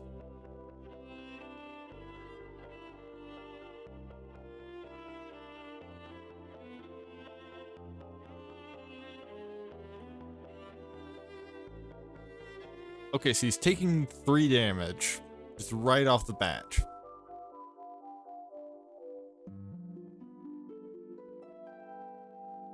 Fortunately for him, he doesn't get thrown in the slammer because there was no 6s.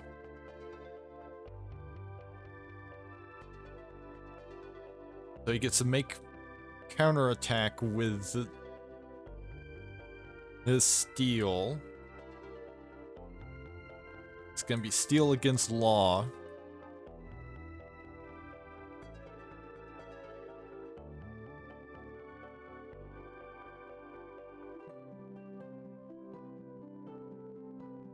For a total of 1 damage.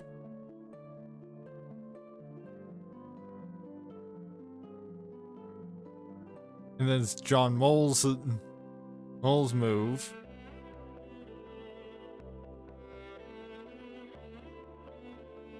Dirk's probably dead.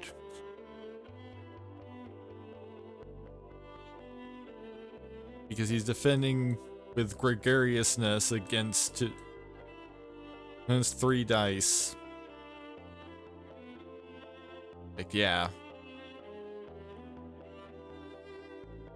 Yeah, Dirk's dead via number of dice.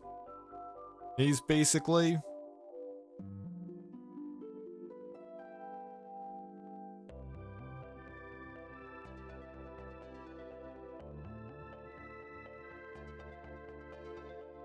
And then John will hide.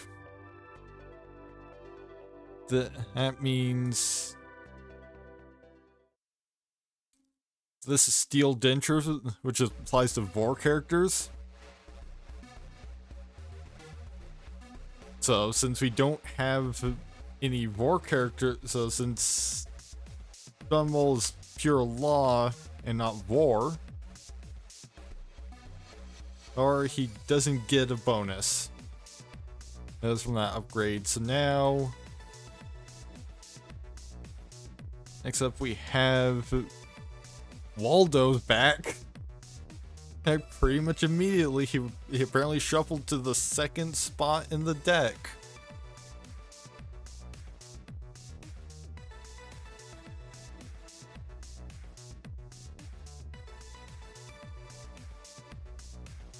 Moves 3. Moves another 3, but doesn't have the actions to seek.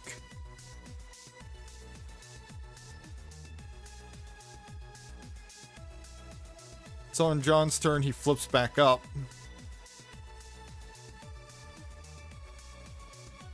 So that's going to be 3 versus 1.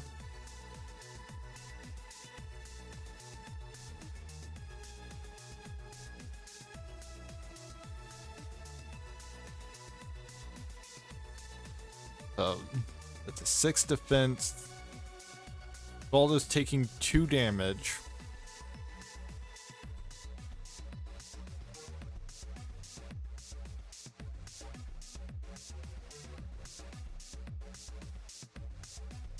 I'm gonna say that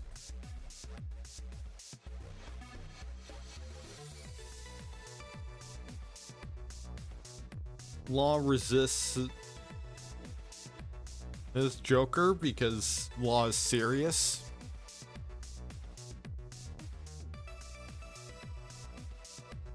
And so professionalism makes it hard to the professionalism aspect makes it hard to like pull a successful prank.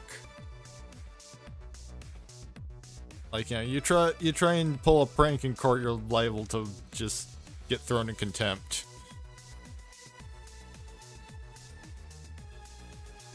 So, see, that's 1 versus 4. Possible it could still go through, so. But it didn't because it's. Because John got at least 1 4. Or against a 3.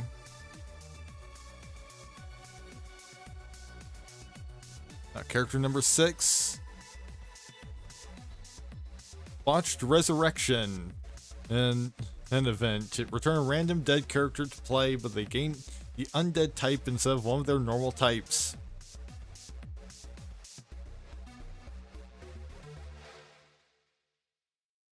Dave is back in play, but he's a zombie.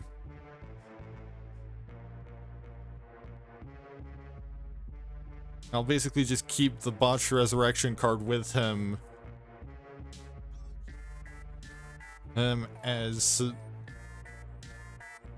a reminder, but he doesn't. He doesn't roll a 6 for his temporal clones this time either. I'm gonna say that the undead type replaces cool. Well, because he's a zombie now. So he doesn't really have a cool to keep anymore. Or that comes with having a non-rotten brain.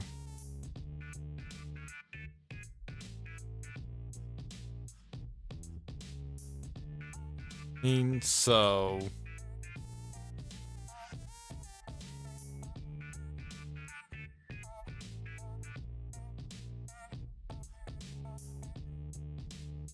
Shambles over here.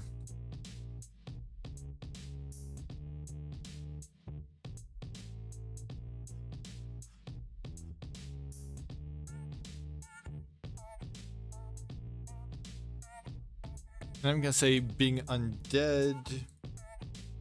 Yeah, undead is physical.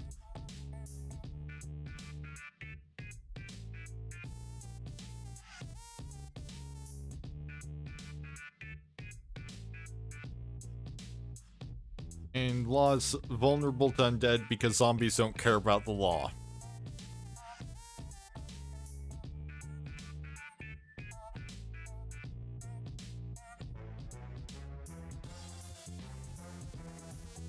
That's 1 damage on John. Wait, actually, gotta redo that because he's adjacent to Waldo.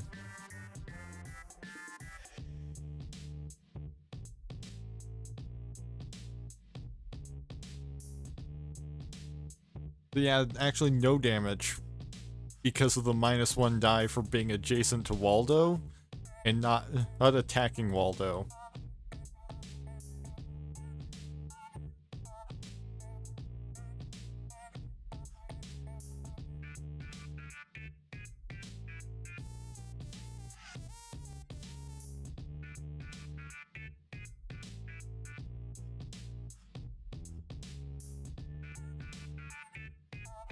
So now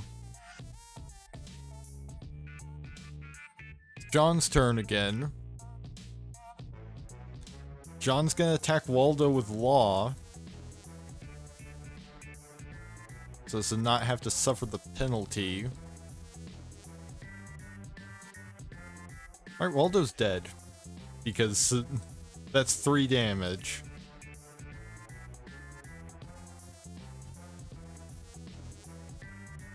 Edge against somebody they have already taken 2 damage.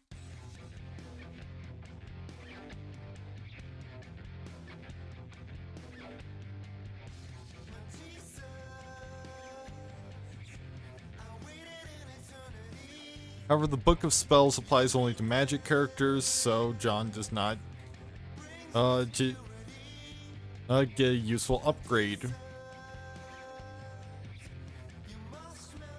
So instead, he's going to move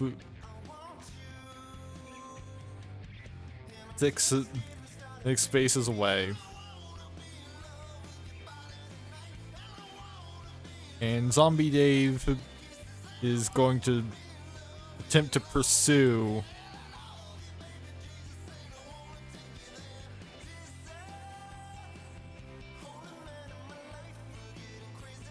but ultimately does not have enough did not get to move enough to make an attack.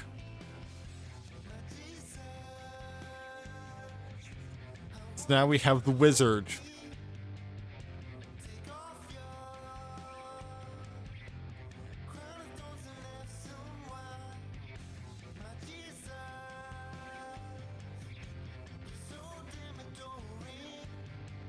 Wizard has 3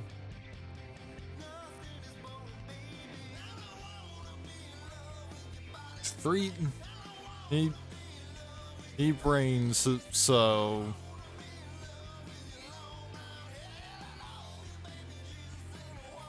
he gets attacks at a plus a 4.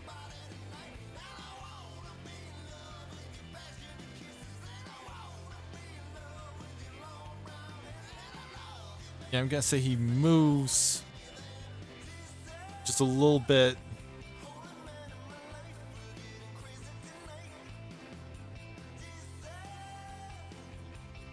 And then blast Zombie Dave with the good old fireball. So that's 2 dice for range and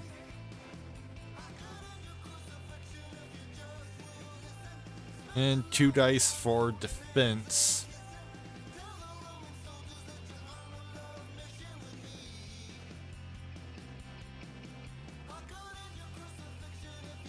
And it's a 6, 5, 3, and 5.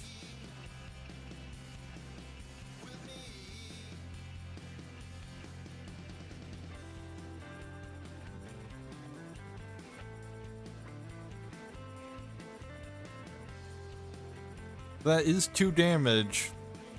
Almost could have been a crit, but maybe it'd been a little bit closer.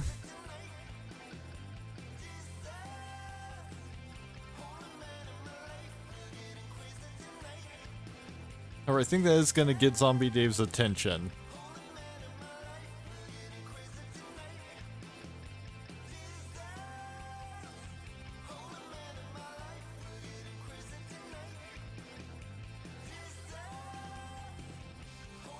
John gets to move first, so John's going to heck with Law. This most blessed of albums is available for purchase now on compact disc as well as limited edition.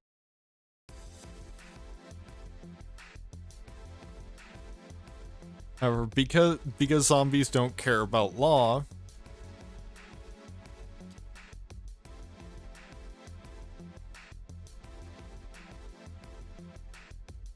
Zombie Dave does get an additional die of defense.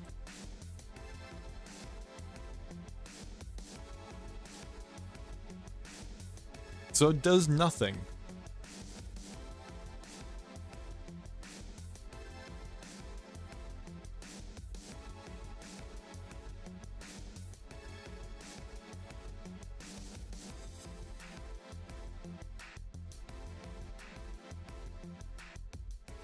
then Zombie Dave will move.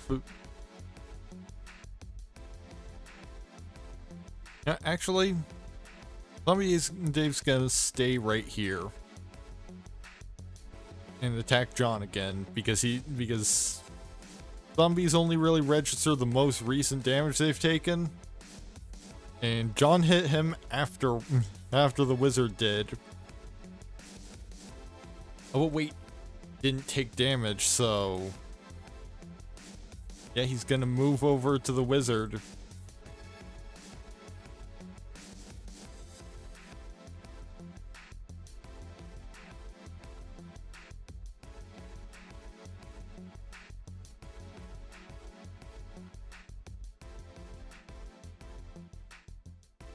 Yep, that's plenty enough movement, so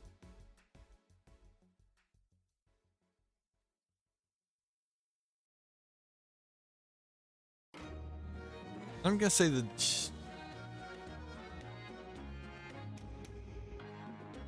magic resists steel.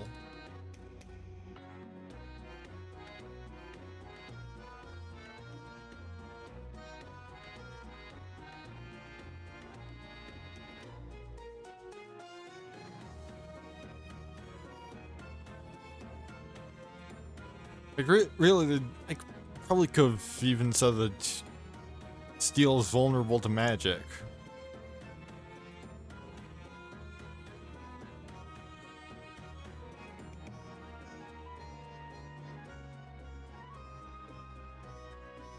But I'm gonna say it's too late to at least, you know, backtrack and give the wizard a crit.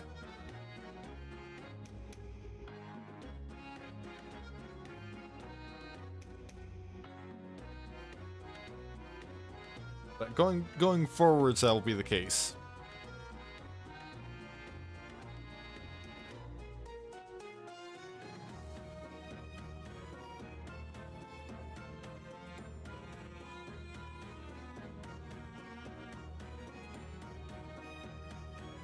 Two steel versus is 4. Yeah, that accomplishes nothing.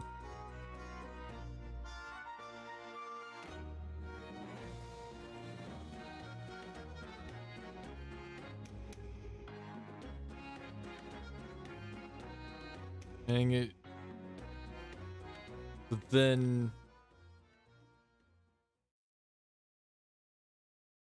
this is the turn that the wizard entered, so it's time for Zealot Jones to arrive.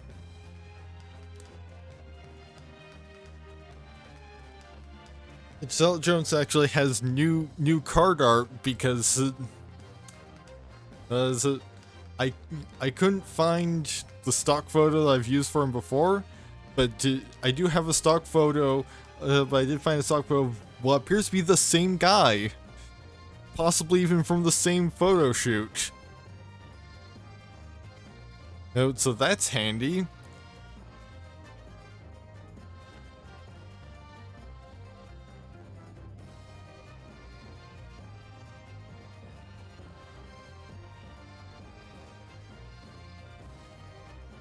He moves to here.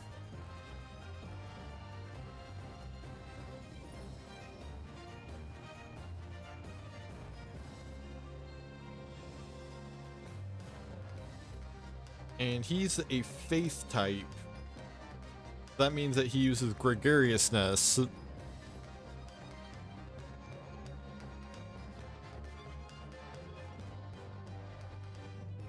And while Christianity is canon to Talisman, I don't believe the wizard is a Christian. Because the wizard character is by default evil. And all of the Christian stuff requires you to be good. Aligned. So like, I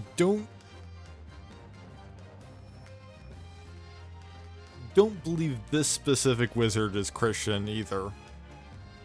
Like, not just the wizard character, or like mechanically he by default, but even this specific wizard.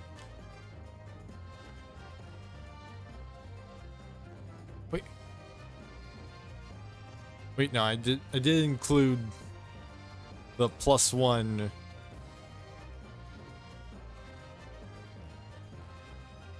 Zealot Jones gets a +1 to his attack.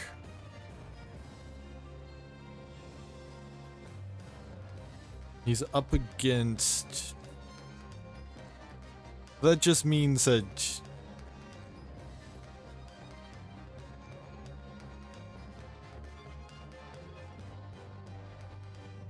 Wow. He managed to get one higher than literally all of the wizard's rolls.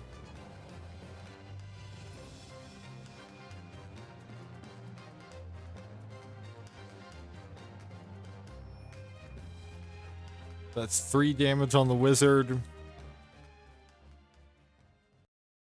And now it's John's turn.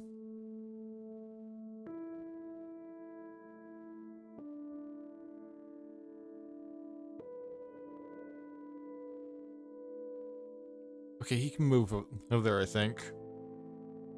Because he was right there.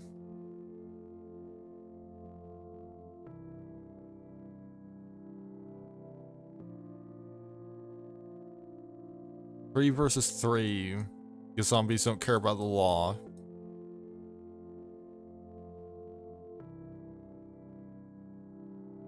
Five versus 4, 3 versus 3, and 3 versus 3. So that's 3 damage.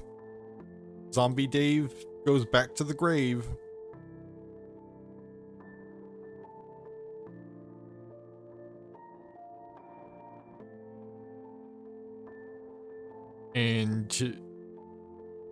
And John gets the Guide to Lucid Dreaming, which applies to non-dream characters and allows them to replace one type with dream. So now John is a magic law. Huck is a dream law character, as opposed to just pure law.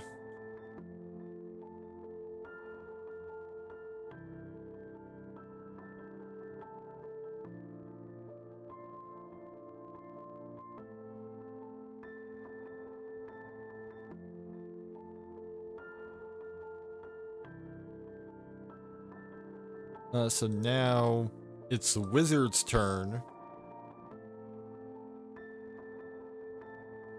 The wizard has Zealot Jones threatening to shove a Bible up his ass, so he's going to move 1 space away and blast Zealot Jones with a fireball. Zealot Jones does not get a bonus for... does not get a +1 because he's being attacked by a non-Christian.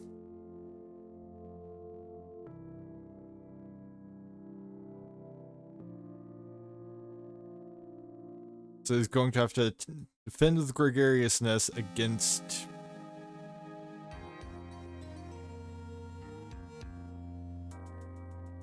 Oh, and he gets to defend an extra point of defense because it's a ranged attack 1 card away.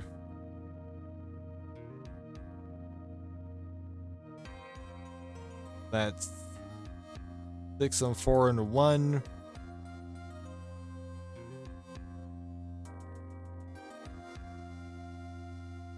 So it deals 1 damage. Thanks to the sheer number of dice.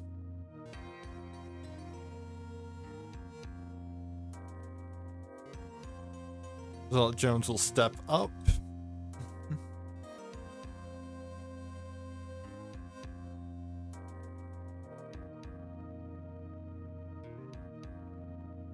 It gets 3. He versus 3.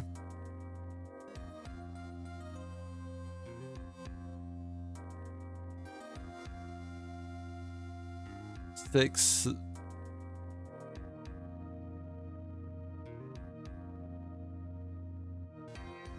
Alright, 1 damage goes through.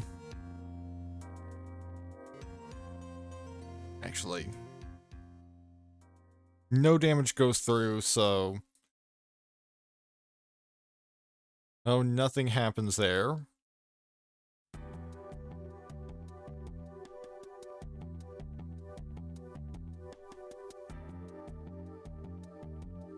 Seems like I may have... Let me just check to make sure that...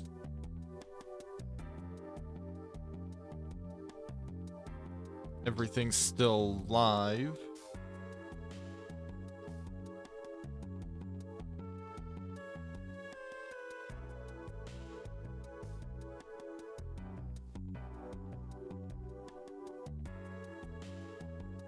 Okay, good. I saw it saying, I saw my chat window saying, "Welcome to the chat room," and got concerned that the stream had gone down. But everything seems to be fine other than maybe a little bit of an internet hiccup. Which I'm on Ethernet now, so that should help avoid some internet issues.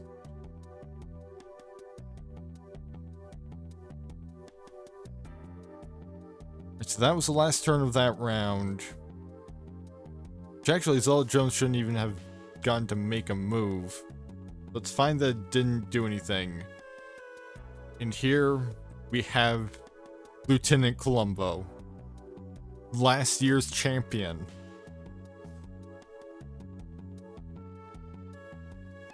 And because he has the ability right place, right time, that makes it where he always arrives next to an opponent with at least 1 kill.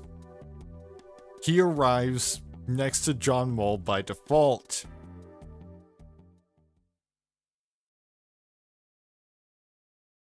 And he has +1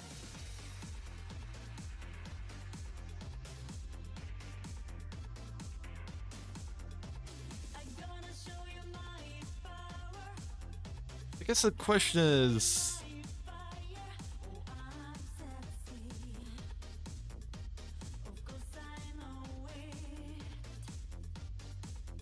yeah. Law resists law. So John gets to defend with law. Basically, he's defending himself in court now.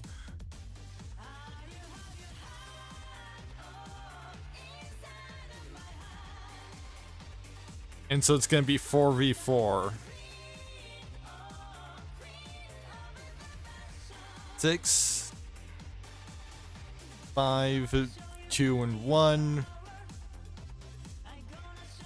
4, 3, 3, and 1. John Mull is dead.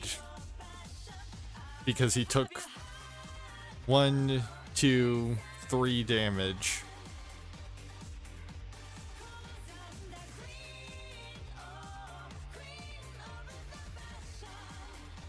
And he never got a chance to use his new dream powers.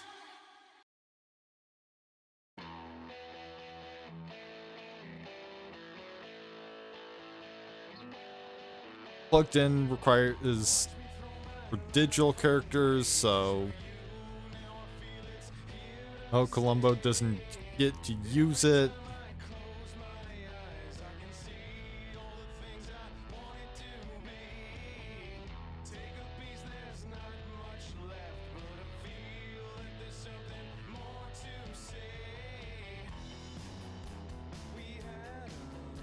One, two, three. Yeah, Columbo's just gonna stand right there. And so now it's a wizard's turn. Wizard steps over here and attacks Zelda Jones with a fireball. 3. He versus 4 versus 3. 4 versus 4.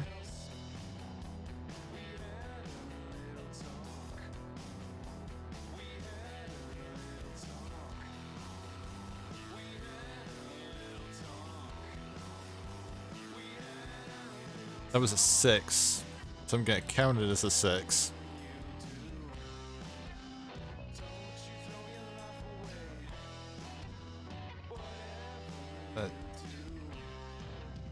that.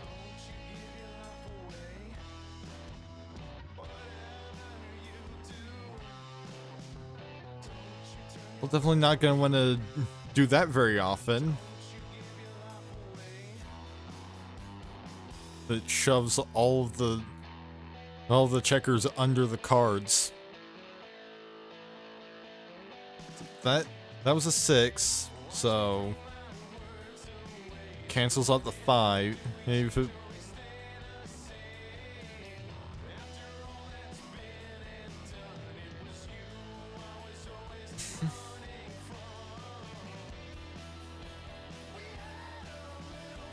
Five is canceled out.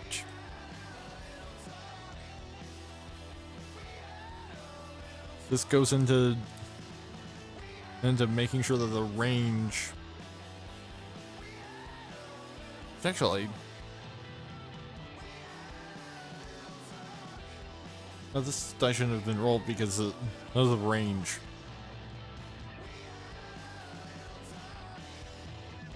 Instead, Zella Jones takes 2 damage.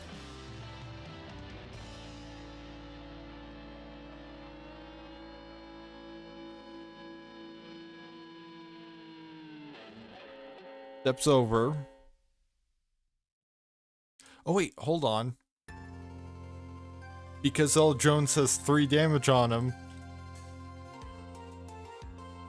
he has 1 hit point remaining, which means a vibe checker triggers,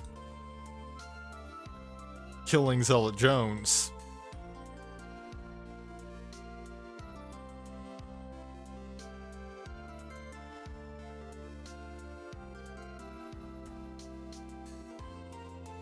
Unfortunately, Devious Plot applies to Scourge characters, and the Wizard is not a Scourge character. However, he does now have a kill, which means that Columbo's ability, it will affect him.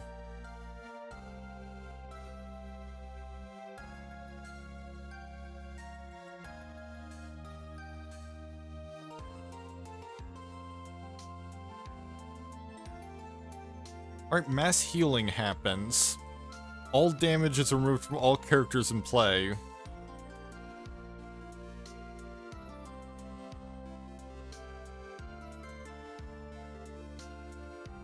Which is just the Wizard.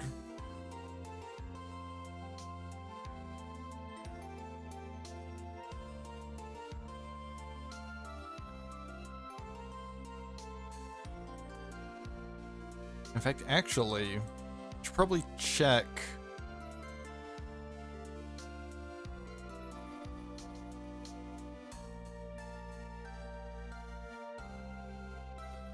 Let's see, there's 1, 2, 3, 4, 5, 6, 7, 8, 9, 10, 11, 12, 13, 14, 15, 16, 17. 17 characters in the discard pile. 18, 19. I believe I have 20 total characters in the game as a whole. Well, let me check that. Because I'm gonna say that the game ends once we're out of characters, even if the character deck is not empty, because there are event cards in it.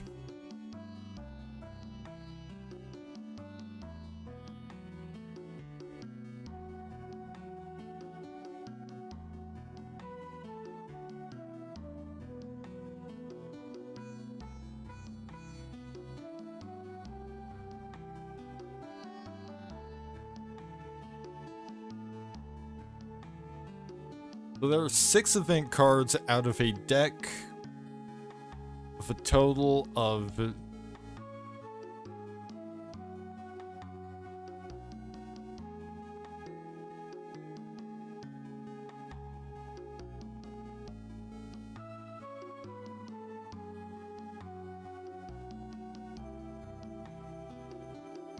21 characters.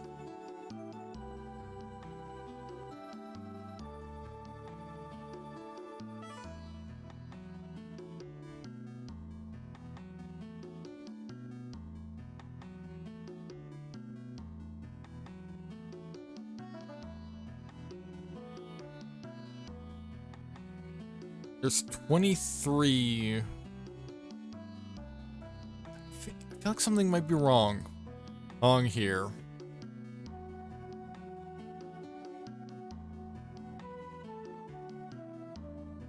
See, there's 2 here.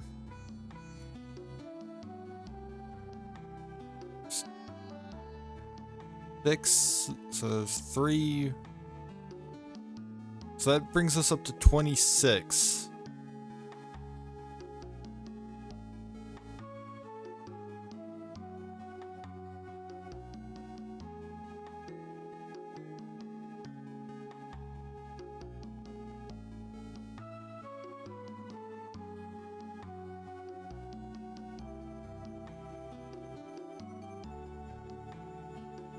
Yeah. Something's off.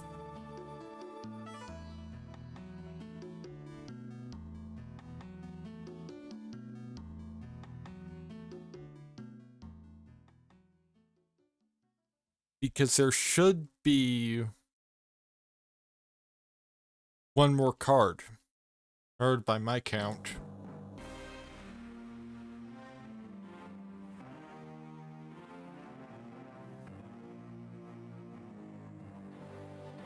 In 14, 15, 16, 17, 18, 19, 20, 21, 22, 23, 24, 25, 26, 27. So somebody's missing. Well, somebody or an event is missing.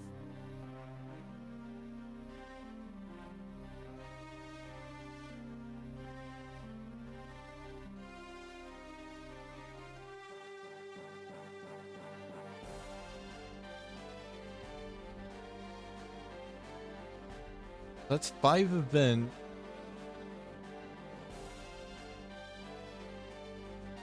Right now, 6 events are in the discard pile.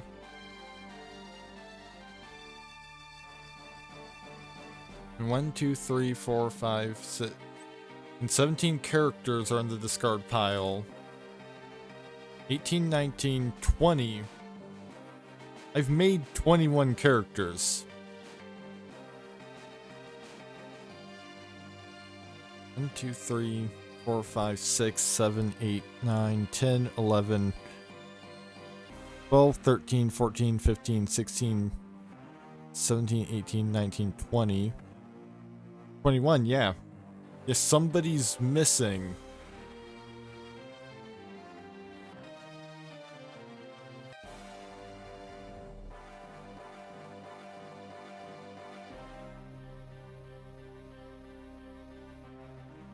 Like, actually, let's...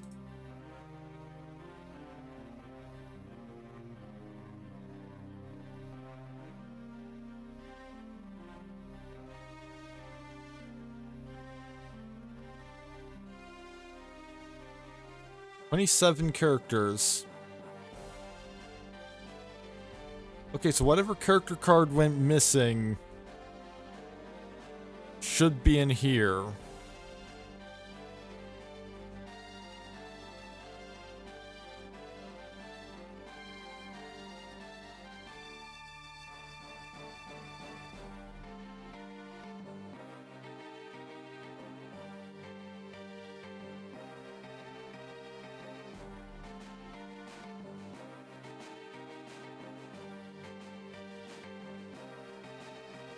I'm gonna have to figure out which character went missing.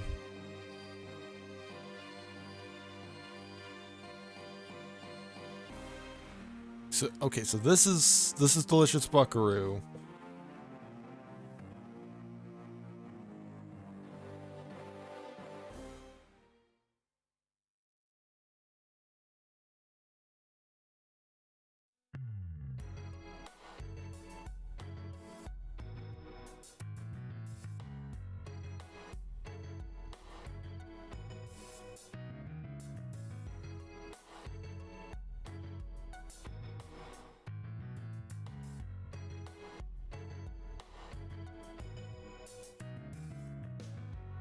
What? 23, 24, 25, 23, 24, 25, 26.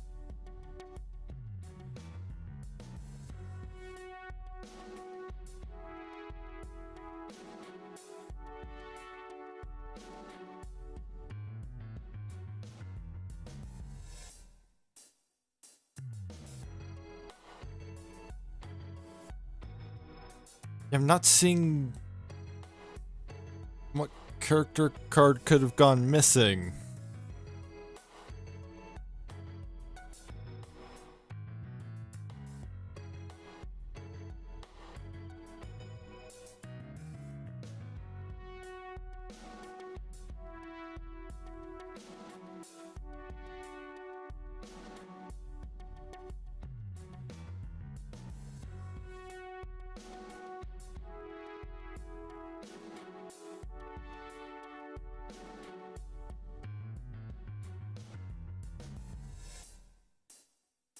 John Doss is here.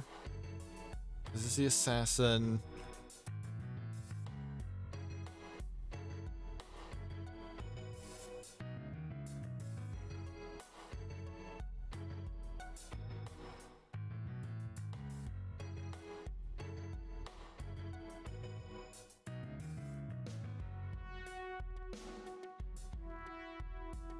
All 6 event cards are in the discard pile.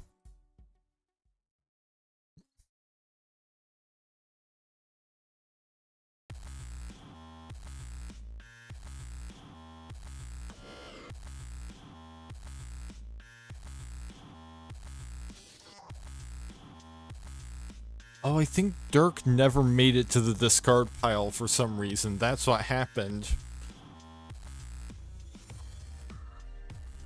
I'm not sure why I never...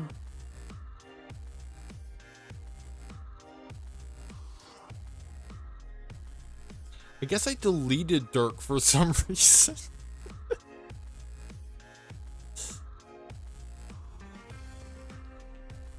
Alright, he's in the discard pile now.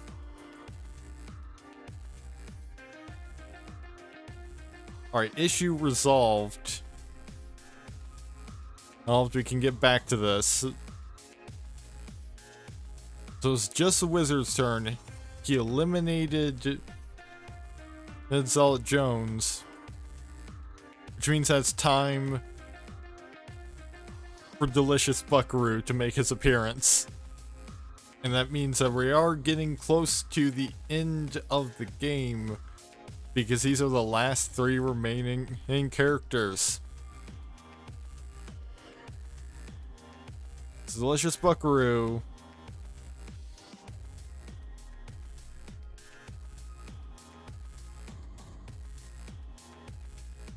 Gonna go and attack the wizard.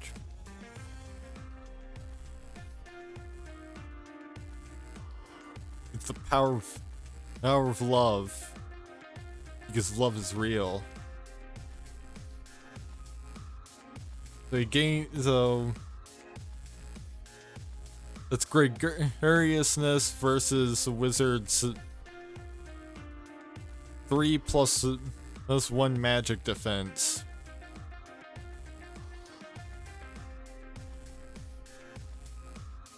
It can't be a crit, so but could still do some considerable damage. 6 versus 6, 5 versus 5.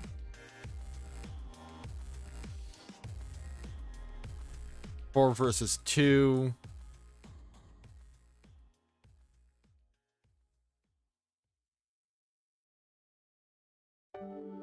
So that's gonna be 2 damage.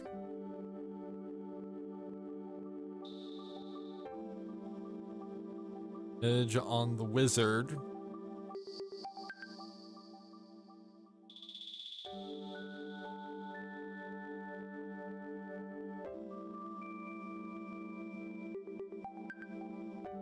For some reason it's determined to stack those under the card, when they need to be stacked on top of the card.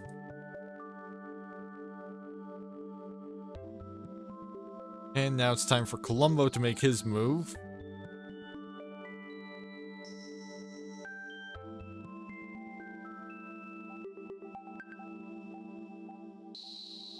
That's gonna be 3.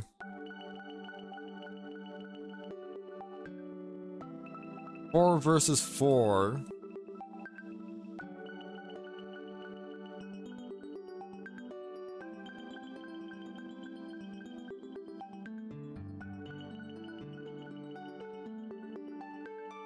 Five. 2 5s and 2 1s. That 2 1s. That's at least 2 damage going through, so that eliminates a wizard.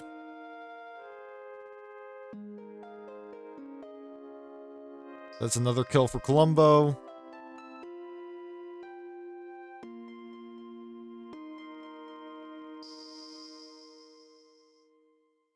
Unfortunately, the rad shades are only apply to cool characters, so Columbo doesn't get to use them.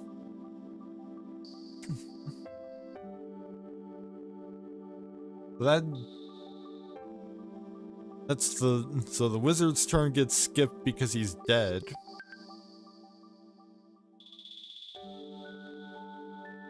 So it's Columbo versus Delicious Buckaroo. I kind of wonder if Columbo might be overpowered because this is the second time he's at least made it to the final match.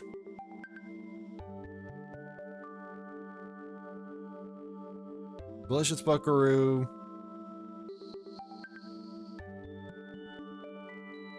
Gonna attack Columbo with the power of love. 3.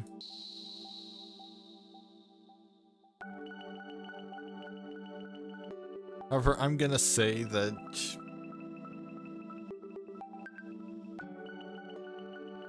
law resists his love because the law doesn't care about your feelings. It cares about, unless it's like an impact statement.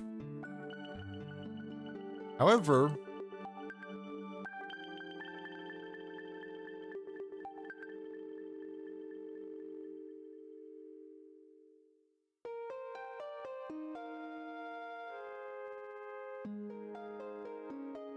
that is 3 hits.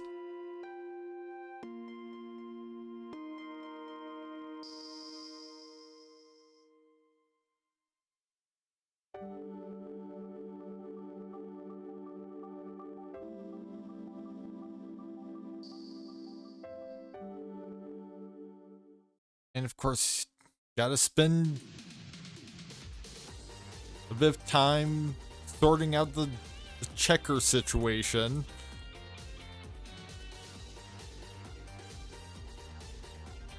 Alright, so Columbo... Actually, because Columbo eliminated the wizard on the turn that Delicious Buckaroo arrived on, Columbo gets to attack first.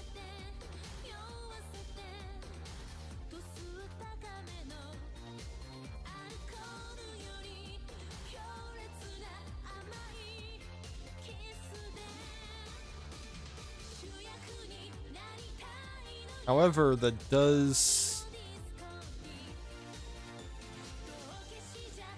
be 1, 2, and 3.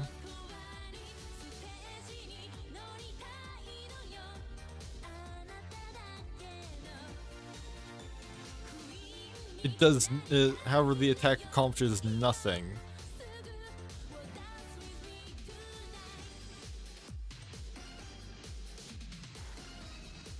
That means that we've got another attack from Columbo.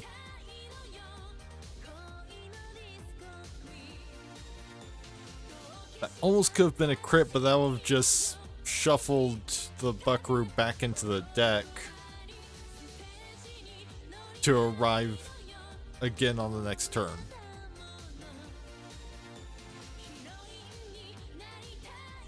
This is going to be the climactic attack. I think.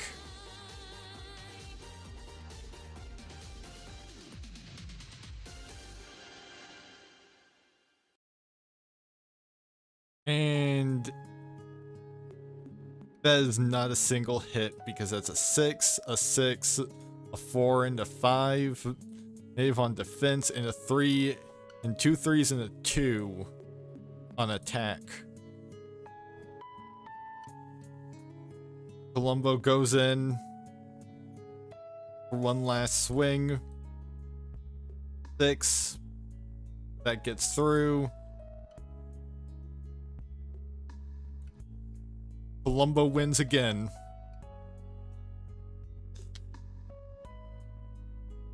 Really, part of it could be... part of what makes him so strong could be that... you know, right place, right time ability of his. But like... this is the second edition of this game. He still won.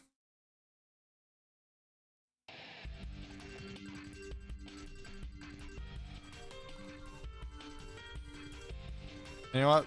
Let's see what his prize is.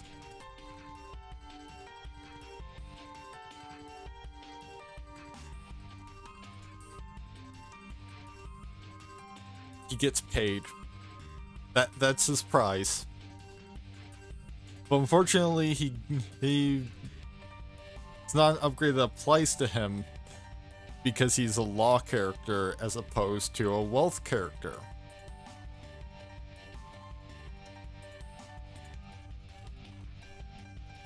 Alright, so that's gonna be it for me tonight. So thank you to everyone who stopped by, and for that matter, everyone who stopped by throughout this year. Next stream is currently planned for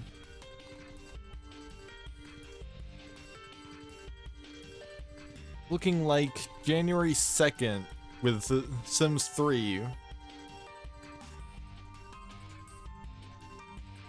Next stream of this will of course be next year. Perhaps by then we will find a character that can outmatch Columbo. Or, you know, maybe at some point I'll end up having to just retire him from the deck for being too good.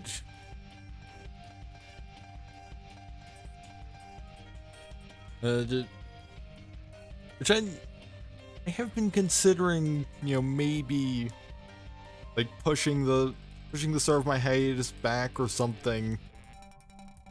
Getting like a couple more streams in. But that's a maybe.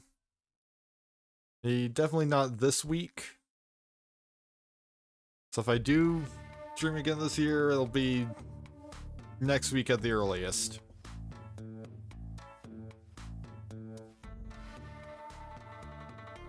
Now let's find somebody to raid.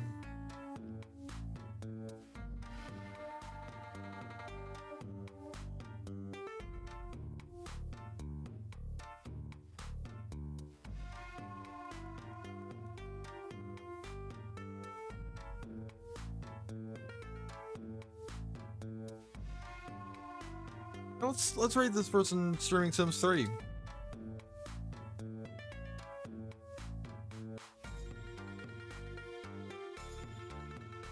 Granted, they do have... looks like it could be a Harry Potter pun in their username, so hopefully they're cool.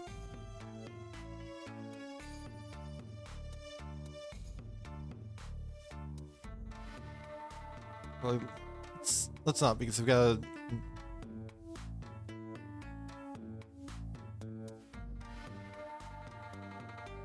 they've got their 10 follower only mode, follower subscriber only mode.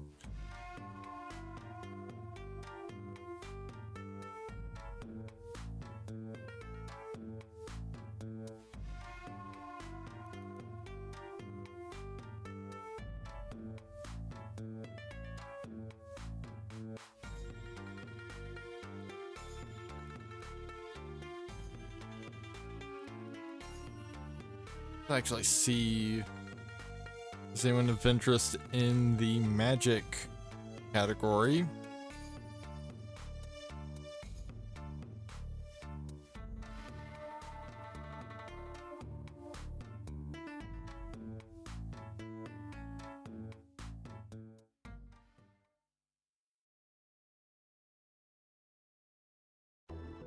Hmm.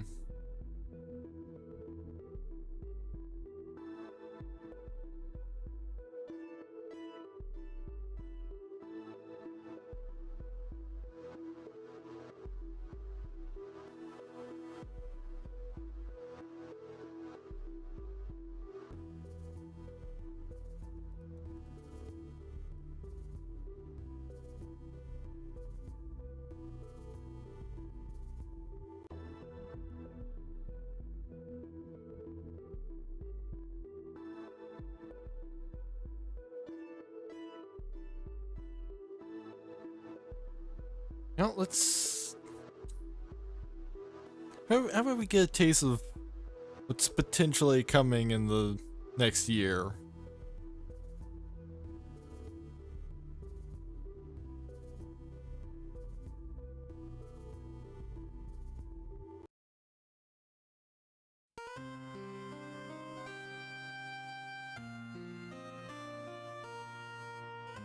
But not with that person, I don't think.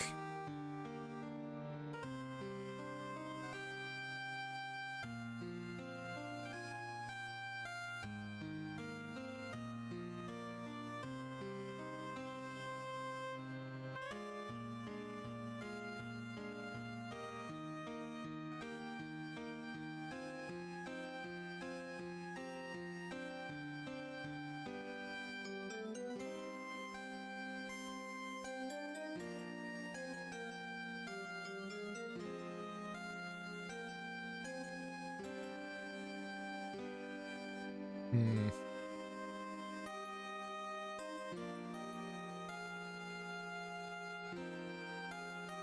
I don't know, I'm not really finding much of anyone in this category either.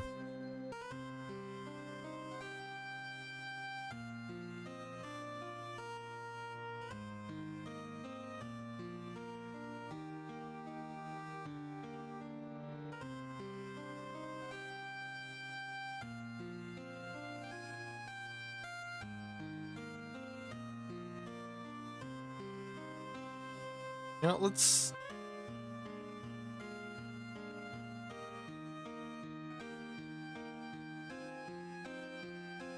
Here's somebody that could be interesting.